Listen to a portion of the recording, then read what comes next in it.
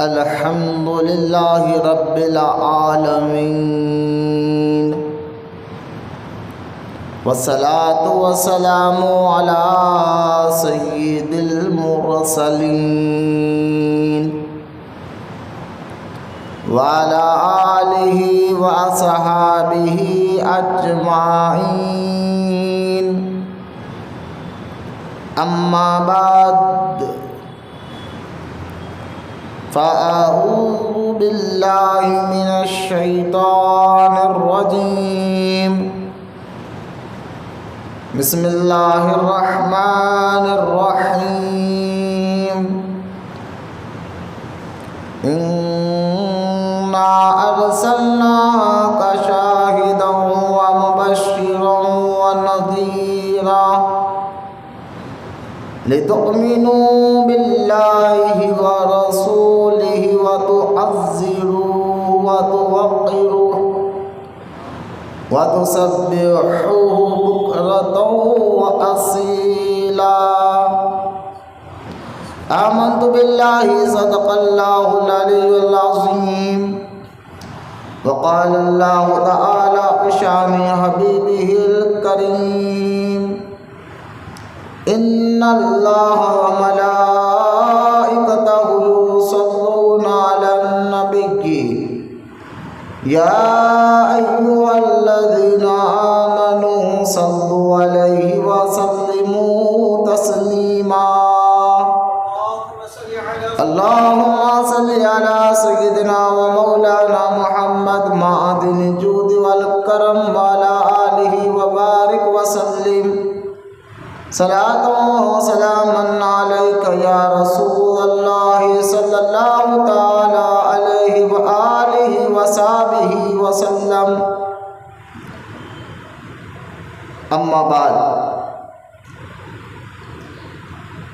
ہر تعریف اور بڑائی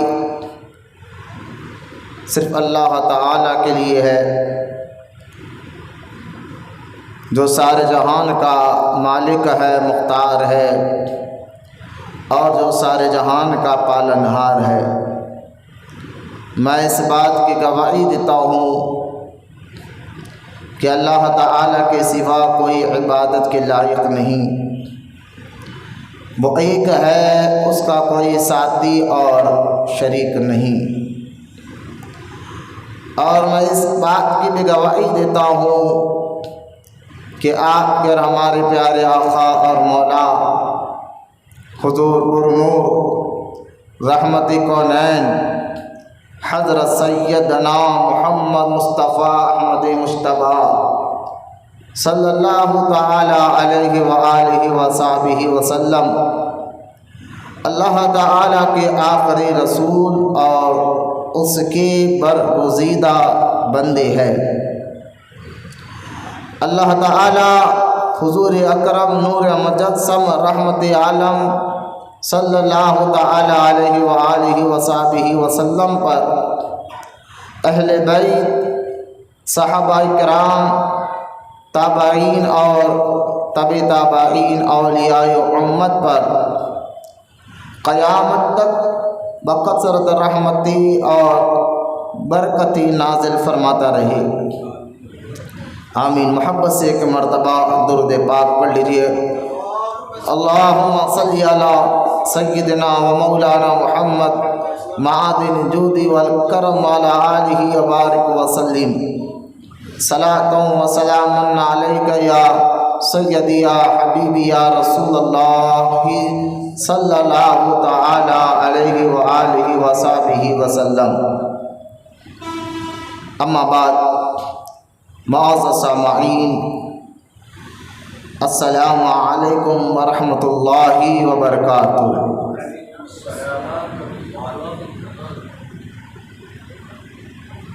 سب سے پہلے اللہ تعالیٰ کی حمد و ثنا کے بعد ہم تمام پیارے آقا کریم رحمت کونین صلی اللہ تعالی علیہ وسلم کی بارگاہ اقدس میں درود پاک پڑھنے کی اہمیت اور اس کی فضیلت کو بھی سن لیجیے۔ تاکہ اللہ تعالیٰ درود پاک پڑھنے کی ہمیں توفیق عطا فرمائے۔ درود پڑھنے کے بے شمار فضائل جو ہے احادیث مبارکہ میں موجود ہے۔ انہی میں ایک حدیث پاک میں آتا ہے، سرکار مدینہ راحت قلب و سینہ مصطفیٰ جان رحمت صلی اللہ تعالیٰ علیہ وسلم نے ارشاد فرمایا کہ جب جمعہ کا دن آئے تو جمعے کے دن مجھ پر تم کثرت سے درود پڑھا کرو، کیونکہ جمعہ یوم مشہود ہے، یعنی جمعے کے دن خاص طور پر اللہ تعالیٰ کی جانب سے کچھ مخصوص فرشتے آسمان سے زمین پر آتے ہیں اور جو جمعے کے دن درود پاک پڑھتے ہیں ان کے درود کو اللہ کی بارگاہ تک پہنچاتے ہیں۔ تو خاص طور پر جمعہ کے دن جو اللہ کے حکم سے وہ مقدس فرشتے زمین پر آ کر درود پڑھنے والوں کے درود کو لکھتے ہیں اور اللہ کی بارگاہ تک پہنچاتے ہیں۔ سرکار مدینہ علیہ السلام فرماتے ہیں کہ جب تم جمعے کے دن مجھ پر درود پڑھتے ہو، ابھی تمہارا درود ختم نہیں ہوتا، یعنی ابھی آپ پڑھ رہے ہیں، ابھی مکمل بھی نہیں ہوتا، لیکن حضور فرماتے ہیں تمہارا درود مجھ تک پہنچا دیا جاتا ہے۔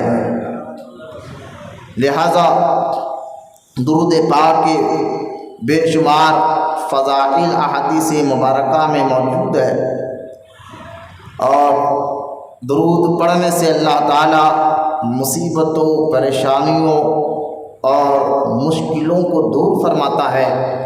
درود پڑھنے والوں کو اللہ تعالیٰ دنیا میں بھی کامیابی عطا فرماتا ہے، قبر میں بھی اور آخرت میں بھی کامیابی عطا فرماتا ہے۔ بے شمار فضائل جو ہے درود پاک کی احادیث مبارکہ میں موجود ہے۔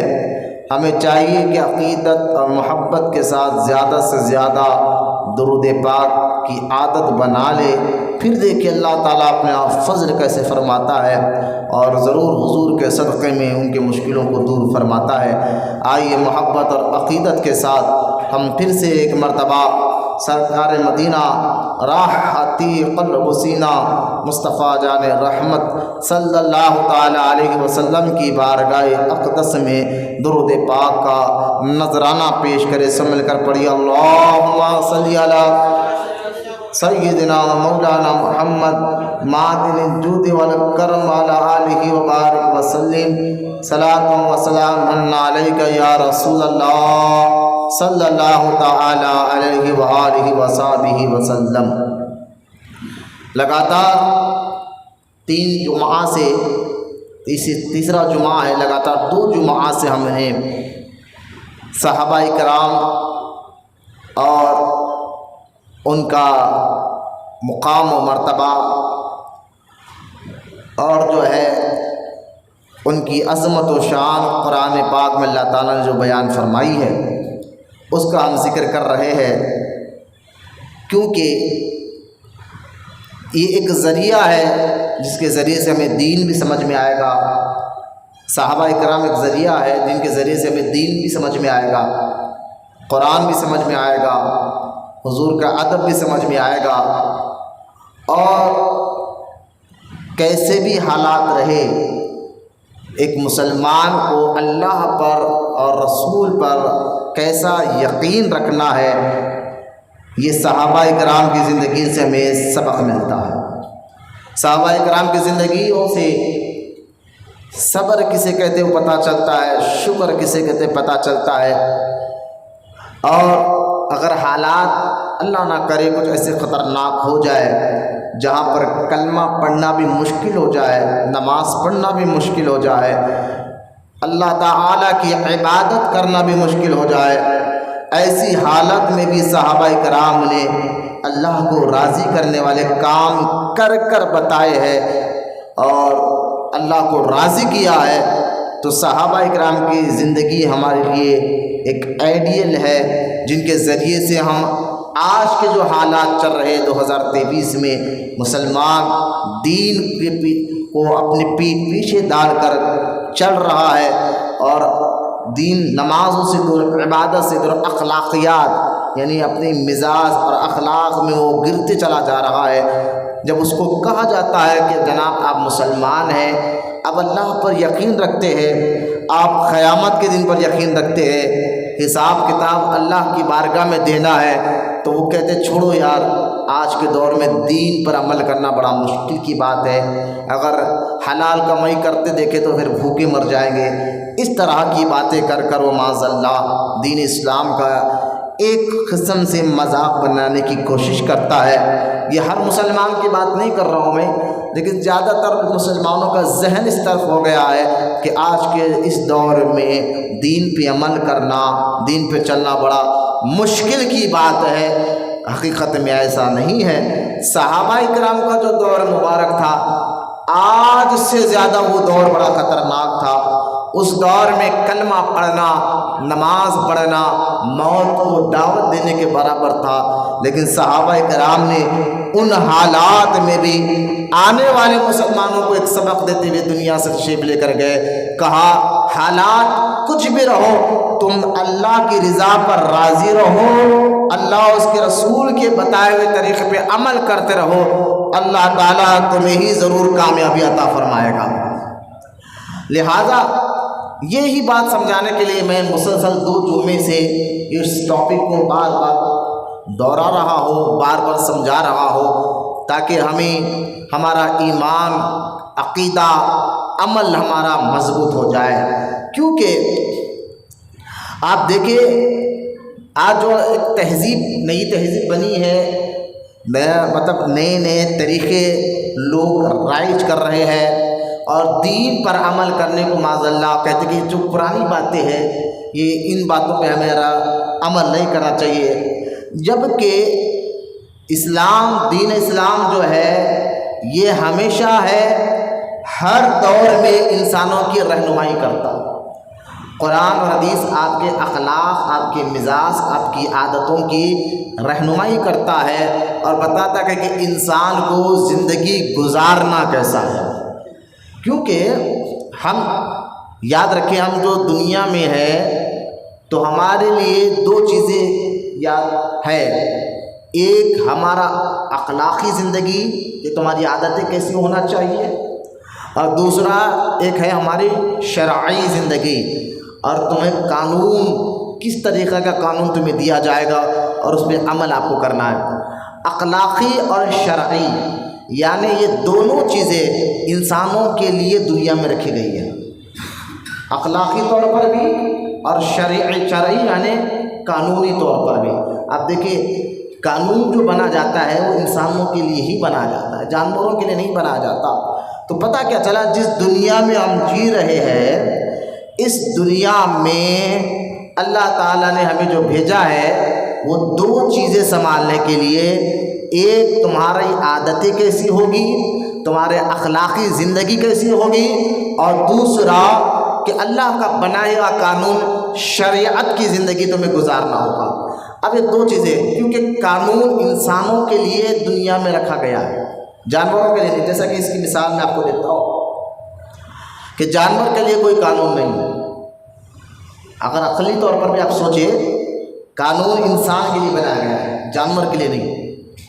جیسا کہ آپ دیکھیں کہ جانور کو کوئی ٹائم پہ کھائے پیے سوئے، نہ اس کو کے لیے کوئی کپڑا ہے، کوئی اس کے لیے لباس ہے، نہ اس کے لیے کوئی شرم کی بات ہے، کوئی حیا کی بات ہے، بس وہ کھانا پینا اور اپنی خواہشات کو مکمل کرتے ہوئے نظر آتا ہے۔ کیونکہ قانون جو ہے، چاہے وہ یعنی کہ ایسے کام بھی جانور کھلے عام کرتا ہے جو اخلاقی طور پر غلط ہے، لیکن پھر بھی کیوں جانور کو کوئی کچھ اس لیے نہیں بولتا کہ قانون اخلاقی طور پر ہو یا شرعی طور پر ہو، انسانوں کے لیے ہے، جانوروں کے لیے نہیں ہے۔ اس کی اور آسان مثال دے کر میں آپ کو سمجھاتا ہوں، ذرا سمجھیے ایک بات کو۔ آپ دنیا میں آئے ہیں، 2 چیزیں، آپ کے اخلاق کیسے ہو، آپ کی عادتیں کیسی ہو، دوسرا اللہ کا بنائے ہوئے قانون پر جو اللہ پر یقین رکھتے ہیں وہ قانون پہ آپ کو عمل کرنا ہی ہوگا، ورنہ قانون سبھی بنائی جاتے دنیا میں انسانوں کے لیے، جو قانون پارلیمنٹ میں بنتے ہیں وہ جانوروں کے لیے تھوڑی ہی بنتے ہیں، انسانوں کے لیے بنتے ہیں کہ ہیلمٹ پہننا ہے، سگنل نہیں توڑنا ہے۔ جو قانون آپ کو دنیا میں بھی انسان بناتا ہے، انسان ہی کے لیے بناتا ہے۔ تو لہٰذا یہ دو چیزیں سمجھنے کے لیے میں آپ کو ایک بات بتا رہا ہوں کہ قانون جانوروں کے لیے نہیں بنایا جاتا، انسانوں کے لیے۔ اگر کسی دیوار پر، اگر آپ کبھی دیکھا ہوگا کہ دیوار پر لکھ دیا جاتا ہے کہ یہاں پیشاب کرنا منع ہے، اگر کوئی جانور وہاں جا کر، مثال کے طور پر ایک گدھا وہاں جا کر اس دیوار پر پیشاب کر دے تو بتائیے کیا اس کو کوئی قانونی کارروائی ہوگی؟ نہیں ہوگی، کیونکہ جو دیوار پر قانون لکھا گیا کہ یہاں مت کریے، اور کرو گے تو قانونی کارروائی ہوگی۔ تو کوئی کتا، کوئی گدھا اس دیوار پر جا کر اگر پیشاب کر دے تو اس کو کوئی نہیں پوچھتا، اس کو کوئی نہیں پکڑتا، لیکن اسی دیوار پر کوئی انسان جو ہے جا کر پیشاب کر دے تو اس کو خلاف قانونی کارروائی ہوتی ہے، اس کو پکڑا جاتا ہے۔ تو یہ مثال میں آپ کو اس لیے دے رہا ہوں، قانون انسانوں کے لیے بنایا جاتا ہے، قانون جو ہے انسانوں کے لیے بنایا جاتا ہے۔ اس بات کو سمجھنے کے بعد اب آگے بڑھے، کیونکہ انسانوں کے لیے قانون بنایا گیا تو انسانوں کو جو چیز، جیسا کہ میں آپ کو ایک بات اکثر مثال دیتا ہوں کہ اگر یہ فون اگر میں نے بنایا ہے تو میں جانتا ہوں اس کی اچھی بری کیا کیا چیزیں ہیں۔ مثال دے رہا ہوں کہ اگر کوئی چیز آپ اپنے ہاتھ سے بناتے ہیں تو اس کی اچھی اور بری کے بارے میں آپ سے زیادہ اور کوئی نہیں جانتا، وہ چیز اچھی ہے کیا کیا، اس کے اندر اچھائی ہے کیا کیا برائیاں ہیں۔ تو آپ اس کو چلانے کے طریقے رکھتے ہیں کہ بھائی میں نے بنایا تو اس کو ایسے چلانا ہے، اس کو ایسے رکھنا ہے۔ جو طریقے آپ بناتے ہیں اپنے ہاتھ سے بنائی ہوئی چیز کو، تو آپ اپنے ہاتھ سے بنائی ہوئی چیز کے طریقے کو قانون بھی بناتے ہیں اور بتاتے ہیں کہ اس کو کیسے عمل کرنا ہے۔ بس اسی طرح جب آپ یہ بات سمجھ گئے کہ قانون انسانوں کے لیے بنایا جاتا ہے تو انسانوں کو بنانے والا، ساری کائنات کو بنانے والا اللہ تعالیٰ ہے۔ تو اللہ پاک جانتا ہے کہ ہمارے لیے کیا بہتر ہے اور کیا بہتر نہیں ہے، کیونکہ ہمیں بنانے والا اللہ ہے۔ تو اللہ جانتا ہے کہ ہمارے لیے کیا بہتر ہے کیا نہیں ہے۔ تو جب مسلمان اللہ پر یقین رکھتا ہے، اور انسان کو اللہ تعالیٰ نے قرآن پاک میں ارشاد فرمایا، لقد کرمنا بنی آدم، اور ہم نے انسانوں کو عزت کا تاج پہنایا۔ توجہ فرمائے میری طرف، ہم نے انسانوں پر عزت کا تاج پہنایا۔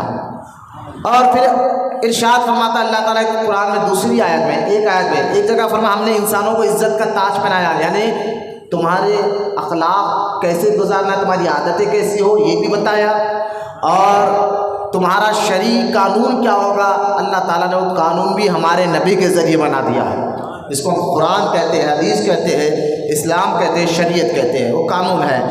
اور یہ دیکھ کر اللہ نے ہم نے فرمایا قرآن میں ایک دوسری جگہ، اللہ نے پہلی جگہ تو فرمایا لقد کرمنا بنی آدم، ہم نے بنی آدم کی اولاد کو عزت کا تاج پہنایا۔ اور دوسری جگہ قرآن پاک میں اللہ تعالیٰ ارشاد فرماتا ہے هو الذی خلق لکم ما فی الارض جمیعا، اور ہم نے جو سارے جیسے کائنات جو بنائی ہے دنیا میں، اللہ قرآن میں فرماتا ہے یہ تمہارے لیے ہی بنایا ہے، یعنی انسانوں کے لیے زمین، آسمان، چاند، سورج، اس سے فائدے انسانی تو لیتے ہیں نا، زمین سے فائدہ انسانی تو اٹھاتا ہے، آسمان یعنی چاند اور سورج سے ٹائم کا فائدہ انسانی تو اٹھاتا ہے، ہوا سے فائدہ انسانی تو اٹھاتا ہے۔ اب یہ آیت میں جو اللہ فرماتا ہے کہ جس نے تمہارے لیے بنایا جو کچھ زمین میں ہے، جو کچھ زمین میں ہے۔ اب سوال یہ اٹھتا ہے کہ بیان ریکارڈ بھی ہو رہا ہے، کوئی بیان سننے والا وہابی جب انٹرنیٹ پر یہ بیان جائے گا تو ایک وہابی کہے گا یہ دیکھو خود قرآن میں تم آیت پڑھتے ہو کہ اللہ خود قرآن میں فرماتا ہے کہ زمین میں جو کچھ بنایا انسانوں کے لیے بنایا، اور تم لوگ میلاد النبی کے مہینے میں کہتے ہو کہ ساری کائنات اللہ نے ہمارے نبی کے صدقے میں بنایا۔ نبی کے لیے بنایا۔ حضور نہیں ہوتے تو آسمان نہیں بنتا، حضور نہیں ہوتے تو زمین نہیں ہوتی، حضور نہیں ہوتے تو چاند سورج نہیں ہوتے، حضور نہیں ہوتے تو تارے نہیں ہوتے، حضور نہیں ہوتا تو یہ نہیں ہوتا۔ تم اکثر اپنے بیان میں کہتے ہو، اور یہاں یہ بیان میں کہہ رہے ہو کہ زمین میں جو جو چیزیں ہیں یہ انسانوں کے لیے ہے۔ تو میں اس کی اگر کوئی وہابی ایسا شک آپ کے ذہن میں پیدا کر سکتا ہے، حالانکہ قرآن کی آیت ہے بالکل، زمین میں جو کچھ ہے اللہ نے انسانوں کے لیے بنایا، لیکن پھر یہ کیوں کہا جاتا ہے کہ نبی کے لیے بنایا ہے؟ تو اس کی ایک مثال میں آپ کو دے کر بات آگے بڑھنا چاہتا ہوں کہ دیکھیے، اگر کسی جگہ آپ بارات میں جائے تو بارات جو لوگ دعوت دے کے آپ کو بلاتے ہیں تو اس میں اہم کون ہوتا ہے؟ بارات میں باراتی سے زیادہ اہم دولہا ہوتا ہے۔ اس دولہے کی وجہ سے تمام باراتیوں کی عزت ہوتی ہے، اس دولہے کی وجہ سے تمام باراتیوں کو کھانا بھی کھلایا جاتا ہے، عزت کے ساتھ بٹھایا بھی جاتا ہے، عزت کے ساتھ پانی بھی دی جاتا ہے، رہنے کا، کھانے کا، پینے کا، سارے چیزوں کا انتظام جو باراتیوں کے لیے کیا جاتا ہے۔ کس لیے کیا جا رہا ہے؟ بولے دولہے کی وجہ سے۔ اگر بارات میں دولہا ہی نہ ہو تو نہ کوئی آپ کو پوچھے گا، نہ کوئی اپنے قریب بلائے گا، نہ کوئی آپ کو عزت دے گا۔ تو پتہ کیا چلا؟ یہ جو عزتیں ہمیں مل رہی ہے وہ دولہے کی وجہ سے مل رہی ہے، اور دولہے کی وجہ سے ہمیں نعمتیں مل رہی ہے، کھانے کو مل رہا ہے، رہنے کو مل رہا ہے، سونے کو مل رہا ہے۔ بس یہ مثال ذہن میں رکھے، جو کچھ یہ نعمتیں اللہ پاک نے دنیا میں انسانوں کے لیے بنایا ہے یہ حضور کے صدقے میں بنایا ہے۔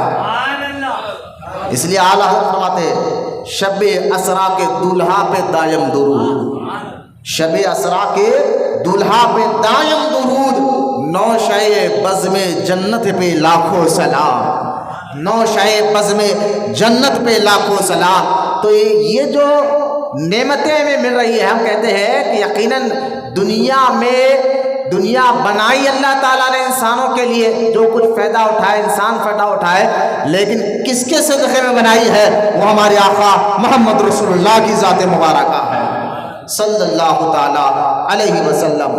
ایک مثال میں نے دے دیا کہ انہیں صدقہ ملتا ہی حضور کا ہے، کیونکہ حضور صحیح بخاری شریف میں حدیث پاک میں موجود ہے، سرکار مدینہ صلی اللہ تعالیٰ علیہ وسلم نے ارشاد فرمایا واللہ یوتی انا قاسم، حدیث پاک کا مفہوم ہے واللہ یوتی انا قاسم، اللہ دینے والا ہے میں بانٹنے والا ہوں، لہٰذا جو کچھ بھی ملتا ہے حضور کا صدقہ ملتا ہے۔ اور دوسری بات، ایک مثال میں اور ایک دے کر بتا دوں کہ باراتیوں جو دولہا ہوتا ہے سب دولہے کا صدقہ کھا رہے ہوتے ہیں، دولہے کا اتار کر لوگ کھانا بھی کھلاتے ہیں، صدقہ بھی، جو بھی ہے، لیکن کوئی بارات میں آنے والا یہ نہیں کہتا کہ میں ہی دولہا ہوں، کوئی دولہے کی برابری نہیں کرتا، کوئی دولہے کے ساتھ نہیں رہتا۔ اگر کوئی کہے دولہے کی برابری کر کے میں بھی ہوں تو لوگ کہیں گے چھوڑ، تو ان کے ساتھ آنے والا ہے، باراتی ہے،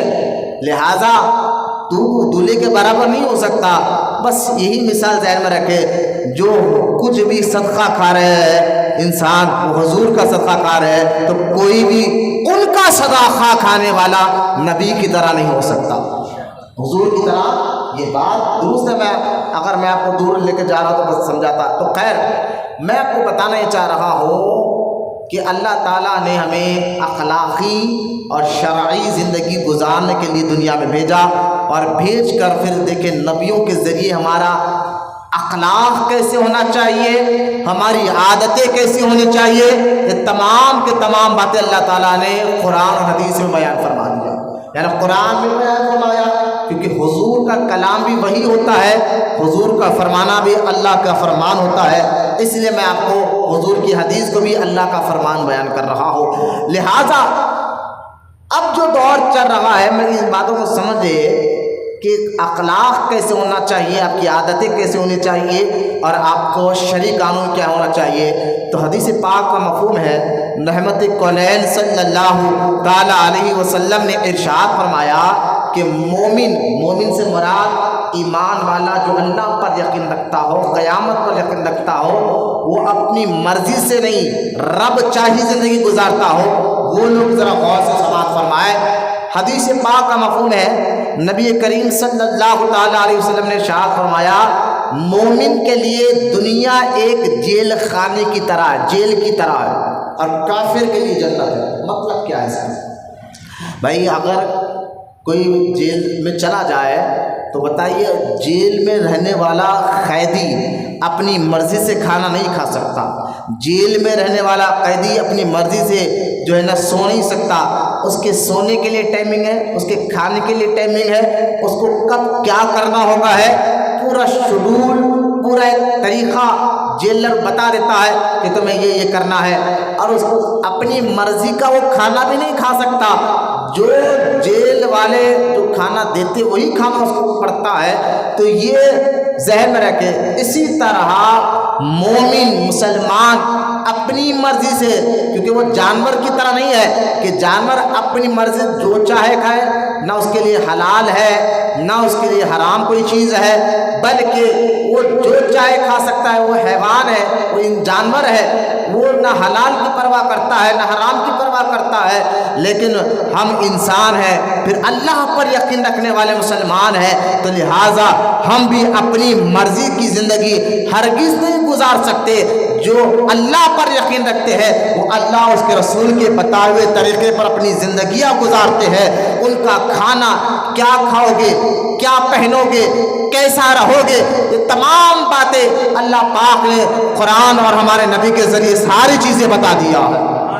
کھانا کیسا ہے، رہنا کیسا، کیوں؟ کیونکہ تم انسان ہو، پھر مسلمان ہو، مسلمان ہو تو تمہاری عادتیں کیسی ہوگی؟ کیونکہ تم مسلمان ہو، تمہارا اٹھنا بیٹھنا چلنا پھرنا کھانا اور تمہارا بات کرنا، یہ ساری چیزیں تمہاری جو عادتیں ہیں جس کو ہم اخلاق کہتے ہیں، عادتوں کو اخلاق کہتے ہیں، تمہاری مزاج کیسی ہے، تمہاری عادت کیسی ہے، یہ تمام کی تمام چیزیں کیسی ہونا چاہیے؟ کیونکہ تم ایک قید خانے میں ہو، اپنی مرضی سے اپنی عادت نہیں بنا سکتے، کھانا پینا اٹھنا بیٹھنا نہیں کر سکتے، لہٰذا اللہ پر یقین رکھتے ہو تو اب تم اپنی عادتوں کو اپنی طرف سے نہیں بلکہ اپنے من چاہی زندگی مت گزارو، رب چاہی زندگی گزار کر بتانا چاہیے۔ اب یہ باتیں میں آپ کو اس لیے مثال دے کر سمجھا رہا ہوں تاکہ میری آنے والی باتیں آپ کو آسانی کے ساتھ سمجھ میں آ جائے۔ لہٰذا ابھی آپ سمجھ گئے مسلمان ہیں، ہم من چاہی زندگی نہیں رب چاہی زندگی گزاریں، بس اس کو اگر آپ سمجھ جائے تو میں سمجھتا ہوں آنے والی بات بھی آسانی سے آپ کو سمجھ میں آ جائے گی۔ لہٰذا تو اللہ پاک نے کرم یہ فرمایا کہ ہم رب چاہی زندگی کیسے گزارنا ہے، تو اللہ کے ان مقبول بندوں کو اللہ نے دنیا میں بھیجا جنہوں نے اخلاق کے ساتھ زندگی گزار کر بھی بتایا اور شریعت پہ عمل کر کر بھی بتایا۔ ان مقبول اور محبوب بندوں کو دنیا میں بھیجا جو نبیوں کے بعد جن کا اونچا مقام ہے، ان کو صحابہ کہتے ہیں، اور ان صحابہ اکرام کے مقام و مرتبے کا ذکر اللہ تعالیٰ نے قرآن پاک میں کر دیا، اور آنے والے قیامت تک کے مسلمانوں کو فرمایا اگر ایمان رکھتے ہو اللہ پر ایسے ایمان لاؤ جیسے نبی کے صحابہ نے ایمان لایا ہے۔ تو یہ صحابہ کون ہے؟ ان کی عادتوں کو دیکھیں، ان کی اخلاق کو دیکھیں، ان کے ایمان کو دیکھیں، ان کے عقیدے کو دیکھیں، اس کو دیکھ کر آنے والے مسلمانوں کو اللہ پاک نے زندگی گزارنے کا حکم عطا فرمایا ہے۔ لیکن ایک بات میں آپ کو بتاتا چلوں، ایک بات میں انشاءاللہ بتا کر اپنی بات کو پھر آگے بڑھانا چاہتا ہوں، وہ یہ ہے کہ دیکھیں قرآن پاک میں اللہ پاک نے ارشاد فرمایا، یہاں 28ویں پارے کی 2 آیتیں میرے سامنے ہیں۔ پہلے اللہ تعالیٰ نے قرآن پاک میں صحابہ اکرام کے بارے میں 2 باتیں بیان فرمائیں۔ اب سنیے ذرا میرے بات کو، تھوڑا سا نیند بھی آ رہی تو ہے ختم کرے کہ تھوڑا درسی بیان ہوگا، قرآن کی آیتیں آپ کے سامنے رکھنا ہے، اللہ کا کلام پڑھا جا رہا ہے، چہرے پہ خوشی لاتے ہوئے سنیے، بالکل دل میں نرمی لا کے سنیے، نرم اپنے مزاج کو نرم بنائیے، سوچ کو نرم بنائیے، یہ اپنے آپ کو کہیے کہ مولانا اللہ کا کلام پڑھ رہے ہیں، لہٰذا توجہ سے سنیں، ادب کے ساتھ سنیں تاکہ پیغام بتائے۔ میں آپ کو بتا رہا تھا کہ اللہ تعالیٰ نے اپنے مقبول بندوں کو دنیا میں بیچ کر کہا کہ ان کے جیسی عادتیں تم اندر لاؤ، ان کے جیسے اخلاق تم اندر لاؤ تو تمہیں دنیا میں بھی عزت ملے گی، معاشرے میں خاندان میں بھی تمہیں عزت ملے گی، اور آخرت میں بھی اللہ تمہیں عزت سے نوازے گا۔ تو وہ مقبول بندے کون؟ میں یہاں نبیوں کی بات نہیں کر رہا ہوں، کیونکہ نبی جو ہوتے ہیں، نبی دنیا میں آ کے ٹریننگ نہیں لیتے۔ سنیے نبیوں کے بارے میں ایک بات میں بتاتا ہوں۔ نبی دنیا میں آ کر کسی کالج میں پڑھ کر، کسی اسکول میں پڑھ کر بولے بھائی پڑھا لکھا بندہ ہے، ایسا نہیں ہوتا۔ نبی ہوتے انسانی ہے، لیکن نبی دنیا میں آ کر کوئی کسی انسان سے نہیں پڑھتے، بلکہ نبیوں کی تربیت خود اللہ تعالیٰ کر کر بھیجتا ہے۔ نبیوں کو خود اللہ تربیت دے کر بھیجتا ہے، ان کے اخلاق، ان کی عادتیں۔ یہ مت سمجھے کہ دنیا میں آنے کے بعد لوگوں کو دیکھ کر نبیوں کی کہ میں چھوٹی بچی کو لے مطلب یہ حضرت دو دے پاک پڑھی قرآن میں اللہ پاک توجہ فرمائے میری بات پر۔ اور پھر کہہ رہا ہوں صحابہ اکرام کے بارے میں قرآن میں اللہ نے کیا فرمایا، کیوں کہ پہلے تو یہ سنیں کہ نبی جو ہوتا ہے، نبیوں کو اللہ خود تربیت دے کر دنیا میں بھیجتا ہے۔ یعنی دنیا میں آ کر، جیسا کہ اگر آپ مثال کے طور پر آپ کا بچہ کسی اچھی کی صحبت میں بیٹھ کر اچھی عادت سکھاتا وہ دے رہے فلاں کی صحبت میں رہ کر یہ نیک بن گیا، شریف بن گیا، یقیناً اچھوں کی صحبت اچھا اثر لاتی ہے۔ لیکن نبی دنیا میں اگر دیکھیں، موسیٰ علیہ السلام کی بات لے لیں، قرآن میں پیدا ہونے کے بعد ان کی ماں نے ان کو ایک جو ہے نا ٹوکرے میں ڈال کر سمندر میں چھوڑ دیا، اور وہ تالاب کا جو بہتے بہتے فرعون جو اپنے آپ کو معاذ اللہ خدا کہنے والا ہے، اس محل میں موسیٰ علیہ السلام کا ٹوکرا چلا گیا۔ لیکن نبی ہے، فرعون کے محل میں رہے، چھوٹے سے بڑے فرعون کے محل میں ہوئے، غور کریں آپ۔ لیکن موسیٰ علیہ السلام نبی ہے، اللہ کے کلیم اللہ ہے، تو فرعون کے ساتھ رہنے کے باوجود بھی ان کی مزاج اور اخلاق میں یعنی معاذ اللہ کوئی غلط چیز ان کے اندر نہیں آئی۔ کیونکہ حالانکہ غلط آدمی کے ساتھ محل میں رہے، چھوٹے سے بڑے ہوئے، لیکن موسیٰ علیہ السلام کی مزاج اور ان کی عادت میں کوئی غلط عادت ہی نہیں آئی، کوئی غلط مزاج نہیں آئی، بلکہ وہ نبی ہے۔ فرعون کے محل میں رہنے کے باوجود بھی اللہ پاک نے ان کو رسول بنایا، کلیم بنایا۔ آپ کہیں گے مولانا پھر وہ نبی ہو کر ان کے ساتھ رہ کر، فرعون کے ساتھ رہ کر بھی ان کی عادتیں نہیں بدلی، کیوں؟ تو میں یہی تو آپ کو سمجھانا چاہتا ہوں، نبی دنیا میں آ کر کسی کا شاگرد نہیں بنتا، بلکہ ساری کائنات اس کی شاگرد ہوتی ہے۔ نبیوں کی تربیت اللہ کر کر بھیجتا ہے، نبیوں کی تربیت اللہ کر کر بھیجتا ہے۔ تو میں یہاں جو ذکر کر رہا ہوں نبیوں کے نہیں، صحابہ کے ذکر کر رہا ہوں، جن کی تربیت نبیوں نے کی۔ اللہ کی تربیت اللہ تعالیٰ نے تربیت نبیوں کی، اور نبیوں نے اپنے ساتھ رہنے والے صحابہ۔ اب کیونکہ ہم حضور کے امتی ہیں تو ہم صرف صحابہ اکرام کا ذکر کریں گے، لہٰذا قرآن میں اللہ تعالیٰ ارشاد فرماتا ہے الرحمن علم القرآن، رحمان وہ ہے جو اپنے حبیب کو قرآن سکھاتا ہے۔ تو اب یہ آیت بھی پتہ چل گئی کہ اللہ خود مصطفیٰ کو اخلاق سکھاتا ہے۔ تو اب نبی پاک جن کو اب سوچئے، جن کو تربیت کرنے والا اللہ ہے، تو سوچئے اپنی عقل سے، چھوٹی سی عقل سے، جن کی اخلاق، جن کی مزاج، جن کا علم دینے والا رب ہے، تو وہ رب اپنے نبیوں کو، اپنے حبیب کو جو اخلاق سکھایا ہے، وہی عادتیں، وہی اخلاق ہمارے نبی نے صحابہ کو سکھایا، اور صحابہ کو سکھایا ہے۔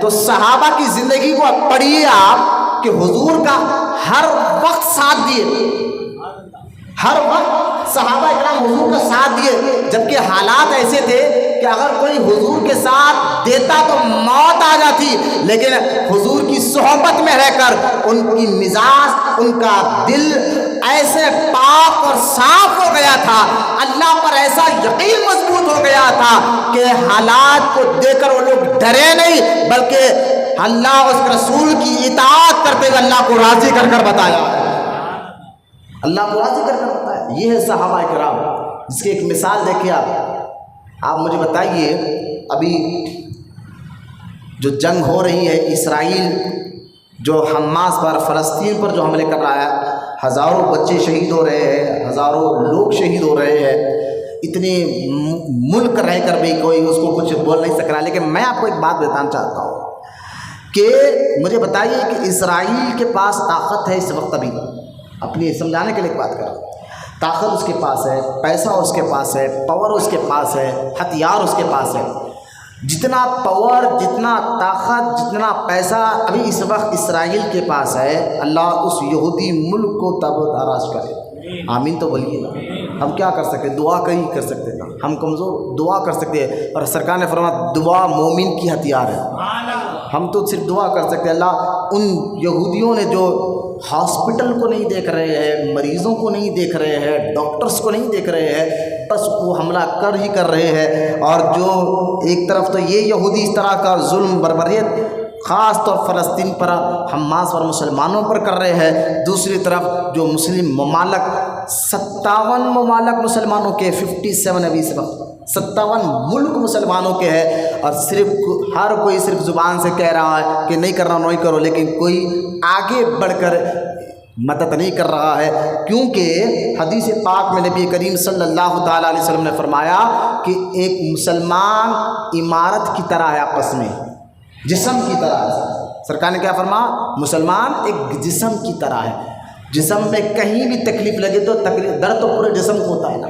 تو حضور نے کیا مثال دی کہ مسلمان ایک جسم کی طرح ہے، تو تکلیف کا ہو رہی ہے تو ہمیں بھی تکلیف ہوتی ہے کہ وہ مسلمان ہے، کلمہ کو ہے تو تکلیف تو ہوتی ہے، لیکن جو مسلم ملک کے بادشاہ بن بیٹھے ہیں، تعجب کی بات ہے کہ ان کا دل یا تو مردہ ہو گیا ہے یا کیا وجہ ہے کہ وہ لوگ خاموش بیٹھے ہوئے ہیں۔ تو خیر میں ایک مثال دے کر سمجھا رہا ہوں، صحابہ کی تربیت اللہ کے رسول نے کیسے کی تھی، تاکہ آپ کو پتہ چلے حالات کچھ بھی ہو، آپ مسلمان ہو کر جیے، مسلمان ہو کر مرے، اللہ عزتوں سے ضرور نوازتا ہے۔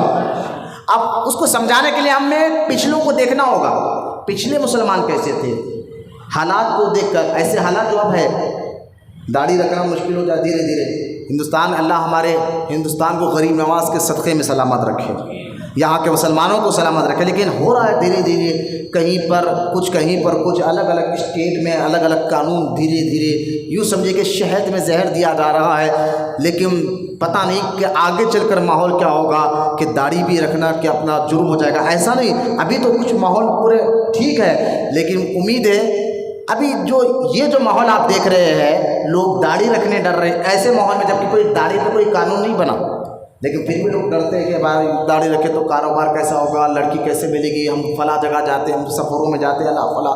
لیکن آج کے اس دور سے زیادہ خطرناک صحابہ کا دور تھا۔ اس وقت حکومت مشرکوں کی تھی، پیسہ، پاور، دولت ان کے پاس تھا، جو بھی حضور کے ساتھ ہوتا تو ان کو یا تو لوٹ لیا جاتا یا تو مار دیا جاتا، لیکن ایسے حالات میں بھی صحابہ نے اپنی زندگیوں کو عمل کر کر بتایا ہے۔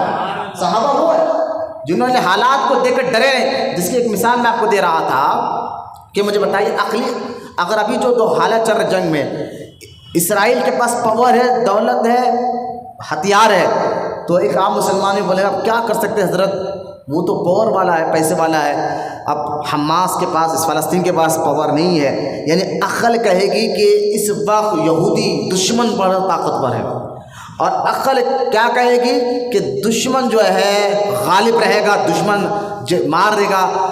تو مجھے بتائیے کہ عقل کہہ رہے کہ دشمن جیتے گا، ٹھیک ہے، یہ مثال ذہن میں رکھے، اللہ اس کو بھی نیست و نابود کرے۔ میں ایک مثال دے رہا ہوں میں آپ کو بس سمجھانے کے لیے، کچھ بات سمجھانے کے۔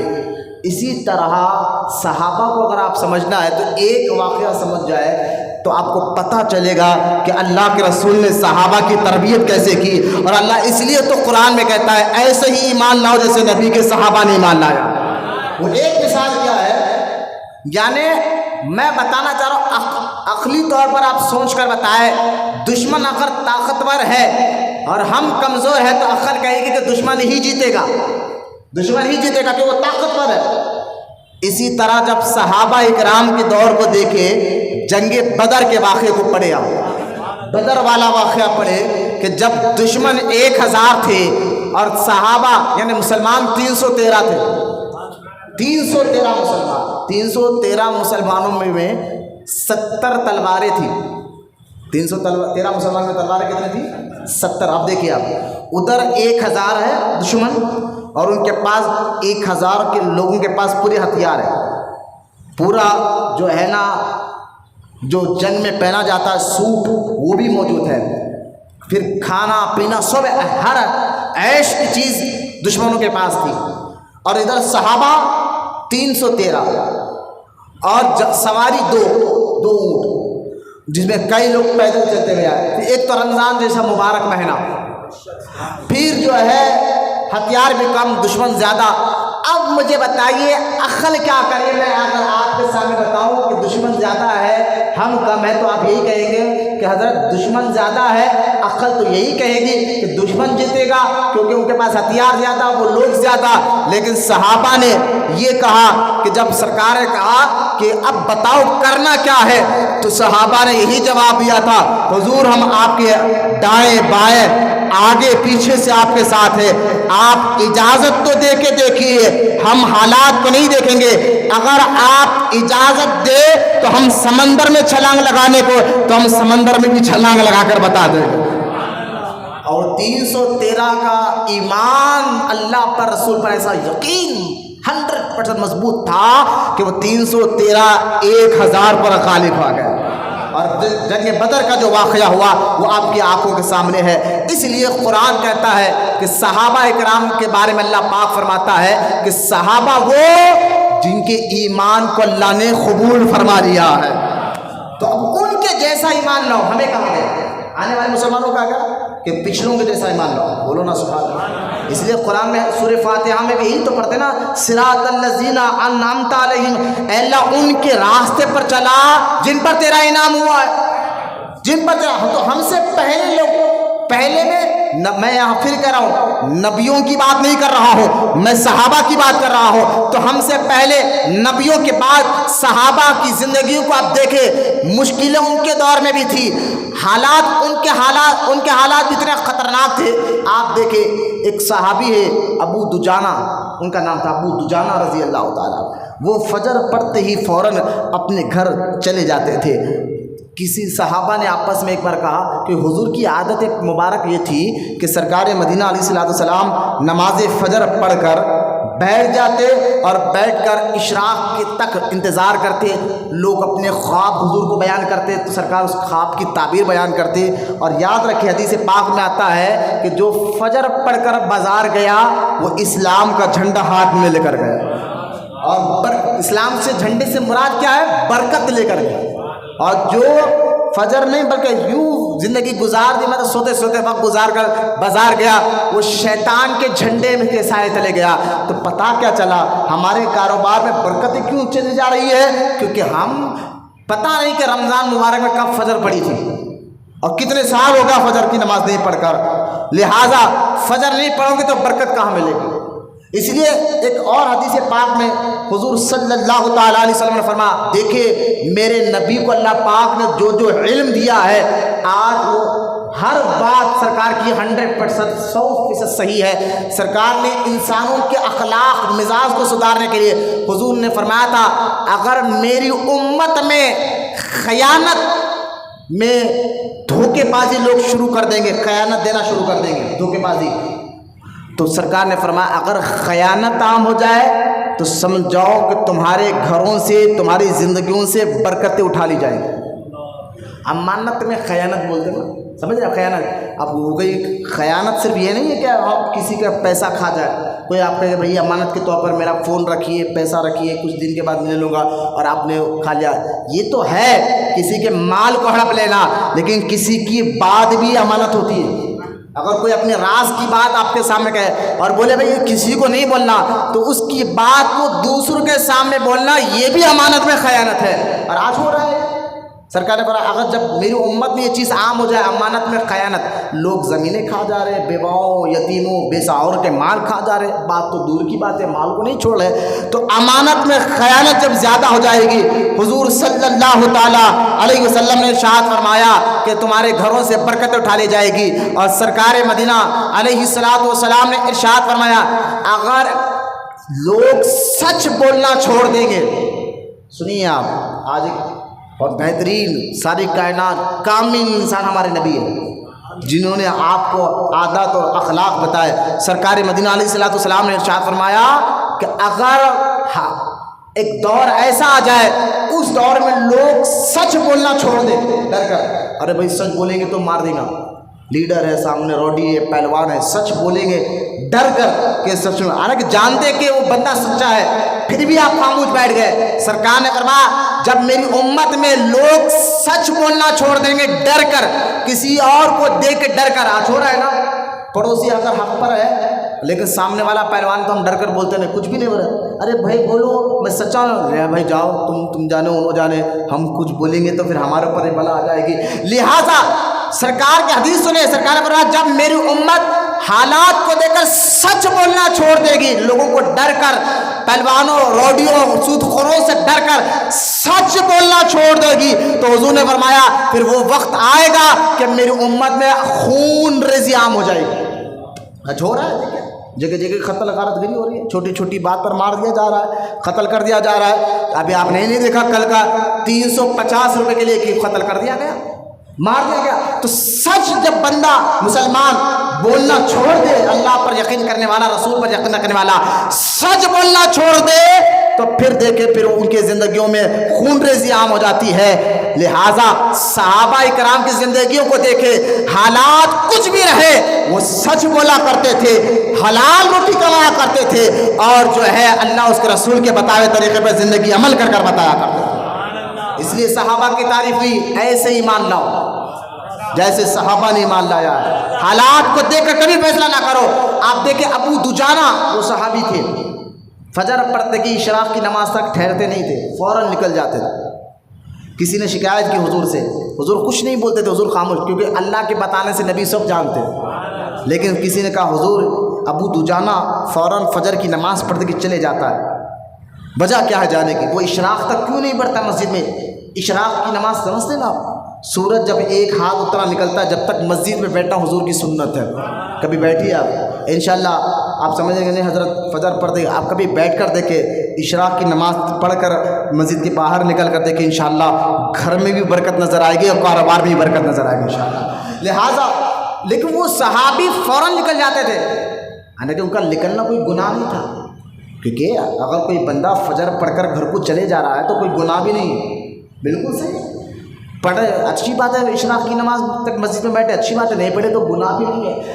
وہ صحابی جب جانے لگے تو دوسرے صحابہ نے حضور کی بارگاہ میں شکایت کی، حضور یہ جاتے کیوں ہے؟ تو سرکار نے دوسرے دن ان سے بلا کر پوچھا کہ ابو دجانہ تم فجر پڑھتے کیوں نکل جاتا ہے؟ اب سنیے آپ، صحابہ سرکار نے فرمایا، اللہ نے کیا فرمایا؟ آمینو، ایسے ہی ایمان لاؤ۔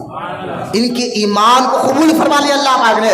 اس صحابی نے کہا یا رسول اللہ صلی اللہ علیہ وسلم، آقا میں ایک مزدور آدمی ہوں، میں کام ملا تو میرا گھر میں چولہا سلگتا ہے، کام نہیں ملا تو چولہا نہیں سلگتا، اور جس دن چولہا نہیں سلگتا اس دن میں بھی بھوکا ہوتا ہوں، بیوی بچے سب بھوکے ہوتے ہیں، لہٰذا میں اس لیے جلدی چلا جاتا ہوں فجر پڑھتے ہی۔ میرے پڑوس میں ایک میرے پڑوسی کے گھر جو ہے نا، میرے پڑوسی کے گھر میں ایک کھجور کا جھاڑ ہے، میرے گھر اور میرے پڑوسی کا گھر دیوار ایک ہے، اور اس کے گھر میں کھجور کا ایک جھاڑ ہے، اور اس کی ڈگالیں میرے آنگن میں آتے ہیں، گھر کے آنگن میں آتے ہیں، اور روزانہ صبح صبح اس کے جھاڑ سے کھجور میرے آنگن میں گرتے ہیں، تو میں اس لیے جلدی چلے جاتا ہوں کہیں ایسا نہ ہو کہ میرے بیٹے بھوک کی تپش میں اٹھ کر اس پڑوسی کے جھاڑ کے کھجور کو کھا لے تو یہ امانت میں خیانت ہو جائے گی، لہٰذا میرے بچے اٹھنے سے پہلے میں گھر جا کر اس کھجور کو چنتا ہوں اور چن کر اس کے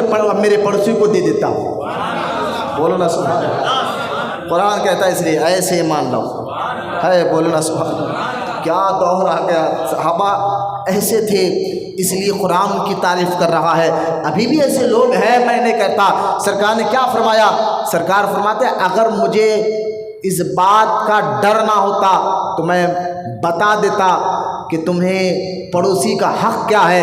اگر میں بتا دوں تو تمہارے مال, جیسا کہ ہمارے پیسے, ہمارے مال کا حق اولاد کو دیا جاتا ہے نا, ماں باپ کا جو پراپرٹی کا حصہ اولاد کو دیا جاتا ہے, لیکن سرکار اور میں حق بتاتا, اتنا بتاتا کہ ایسا نہ ہو کہ میں تمہیں یہ بھی حکم دے سکتا ہوں کہ پڑوسی تمہیں ہمارے مال کا بھی حق رکھتے ہیں. یعنی اتنا سخت سے فرمایا کہ ان کا اتنا حق خیال رکھو, پڑوسی کا اتنا خیال رکھو.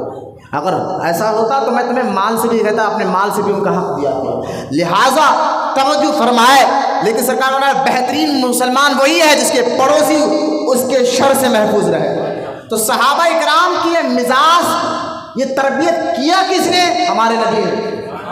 اس لیے یہ باتیں جانتے تھے کہ صحابہ کا حق, پڑوسی کا حق کیا ہے, ان کو بلا وجہ تکلیف نہیں دینا ہے. اب وہ صحابی فوراً جاتے, سارے کھجور چن کر اپنے پڑوسی کو دے دیتے تاکہ میرے بھوکے بیٹے جو ہے کھا نہ لے.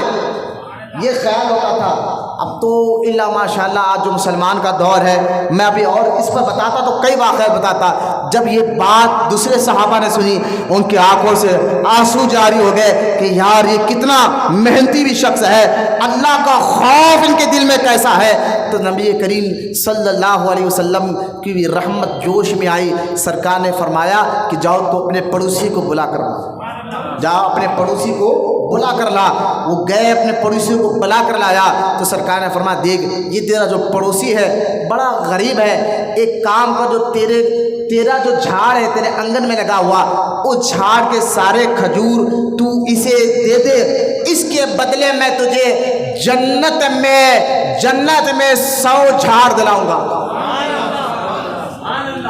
کیونکہ وہ جو پڑوسی تھا وہ مالدار آدمی تھا, اگر وہ ایک جھاڑ اس کو دے بھی دیتا تو کوئی مال میں کمی. تو سرکار نے کیا فرمایا, تم میرے کہنے پر اس کو دے دے اور قیامت میں جنت میں تجھے 100 جھاڑ دلاؤں گا.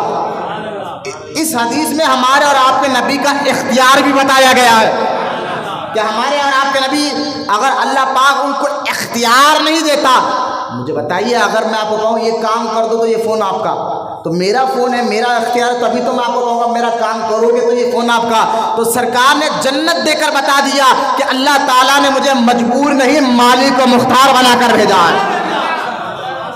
لیکن وہ صحابی جو پڑوسی تھے نا, جن کے گھر کے آنگن میں جھاڑ تھا کھجور کا, وہ ابھی نئے مسلمان ہوئے, حضور ان کی بھی تربیت کر رہے تھے. تو انہوں نے کہا یا رسول اللہ مجھے بھی جھاڑ کی ضرورت ہے. میں کیسا, یہ سوچ رہے تھے, یہ مت کہیں کہ صحابہ حضور کے کہنے پر جان دینے کے تیار ہوا کرتے تھے, لیکن وہ صحابی ابھی نئے مسلمان تھے, ابھی ان کی تربیت ہو رہی تھی, تو وہ سوچنے لگے. لیکن ابو بکر صدیق کھڑے ہوئے, فرمایا یا رسول اللہ یہ شخص کو میں دنیا میں ایک جھاڑ دلا دوں گا, جنت کے جھاڑ آپ میرے نام کر دیجئے. تو صحابی رسول کے کہنے پر سرکار نے فرمایا کہ ٹھیک ہے. تو وہ پڑوسی جس کے گھر میں جھاڑ لگا تھا, ابو بکر صدیق نے اس کو دوسری جگہ جھاڑ دلا دیا, اور وہ غریب پڑوسی کو کہا کہ جاؤ اس کا جھاڑ اب تیرا ہو گیا, یہ سارے کھجور تیرے ملنے گئے. اب وہ خوش ہو گیا, گھر جا کر اپنے بیوی اپنے بچوں کو یہ بات سنانے کے لیے مسجد سے نبوی سے نکلا تاکہ اپنے بیوی بچوں کو بتاؤ کہ حضور نے اپنے پڑوسی کا جھاڑ مجھے دے دیا ہے. یہ خوشی خوشی وہ جانے لگا.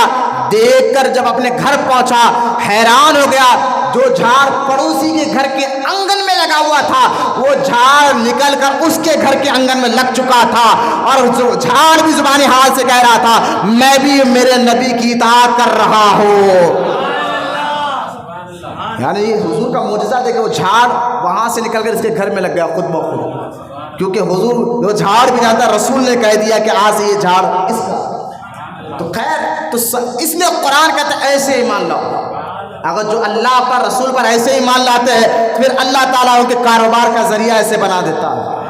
حالت کو مت دیکھیے آپ کے کیا چل رہا ہے, مارکیٹ میں کیا چل رہا ہے, لوگ کیسے جی رہے ہیں, لوگ. ارے بھائی, لوگوں کو دیکھتے ہوئے آپ اپنی زندگی نہیں گزار سکتے کہ فلاں کو دیکھو انہیں اتنا کام کر رہا ہے, اتنے بلڈنگیں بنا رہا، میں کہہ رہا ہوں لوگوں کو دیکھ کر نہیں، اللہ اس کے رسول کے بتائے طریقے پر زندگی گزارو. لوگ کریں گے کیا، دیں گے کیا، چاہے خاندان والے ہو، پڑوسی ہو، دوست ہو.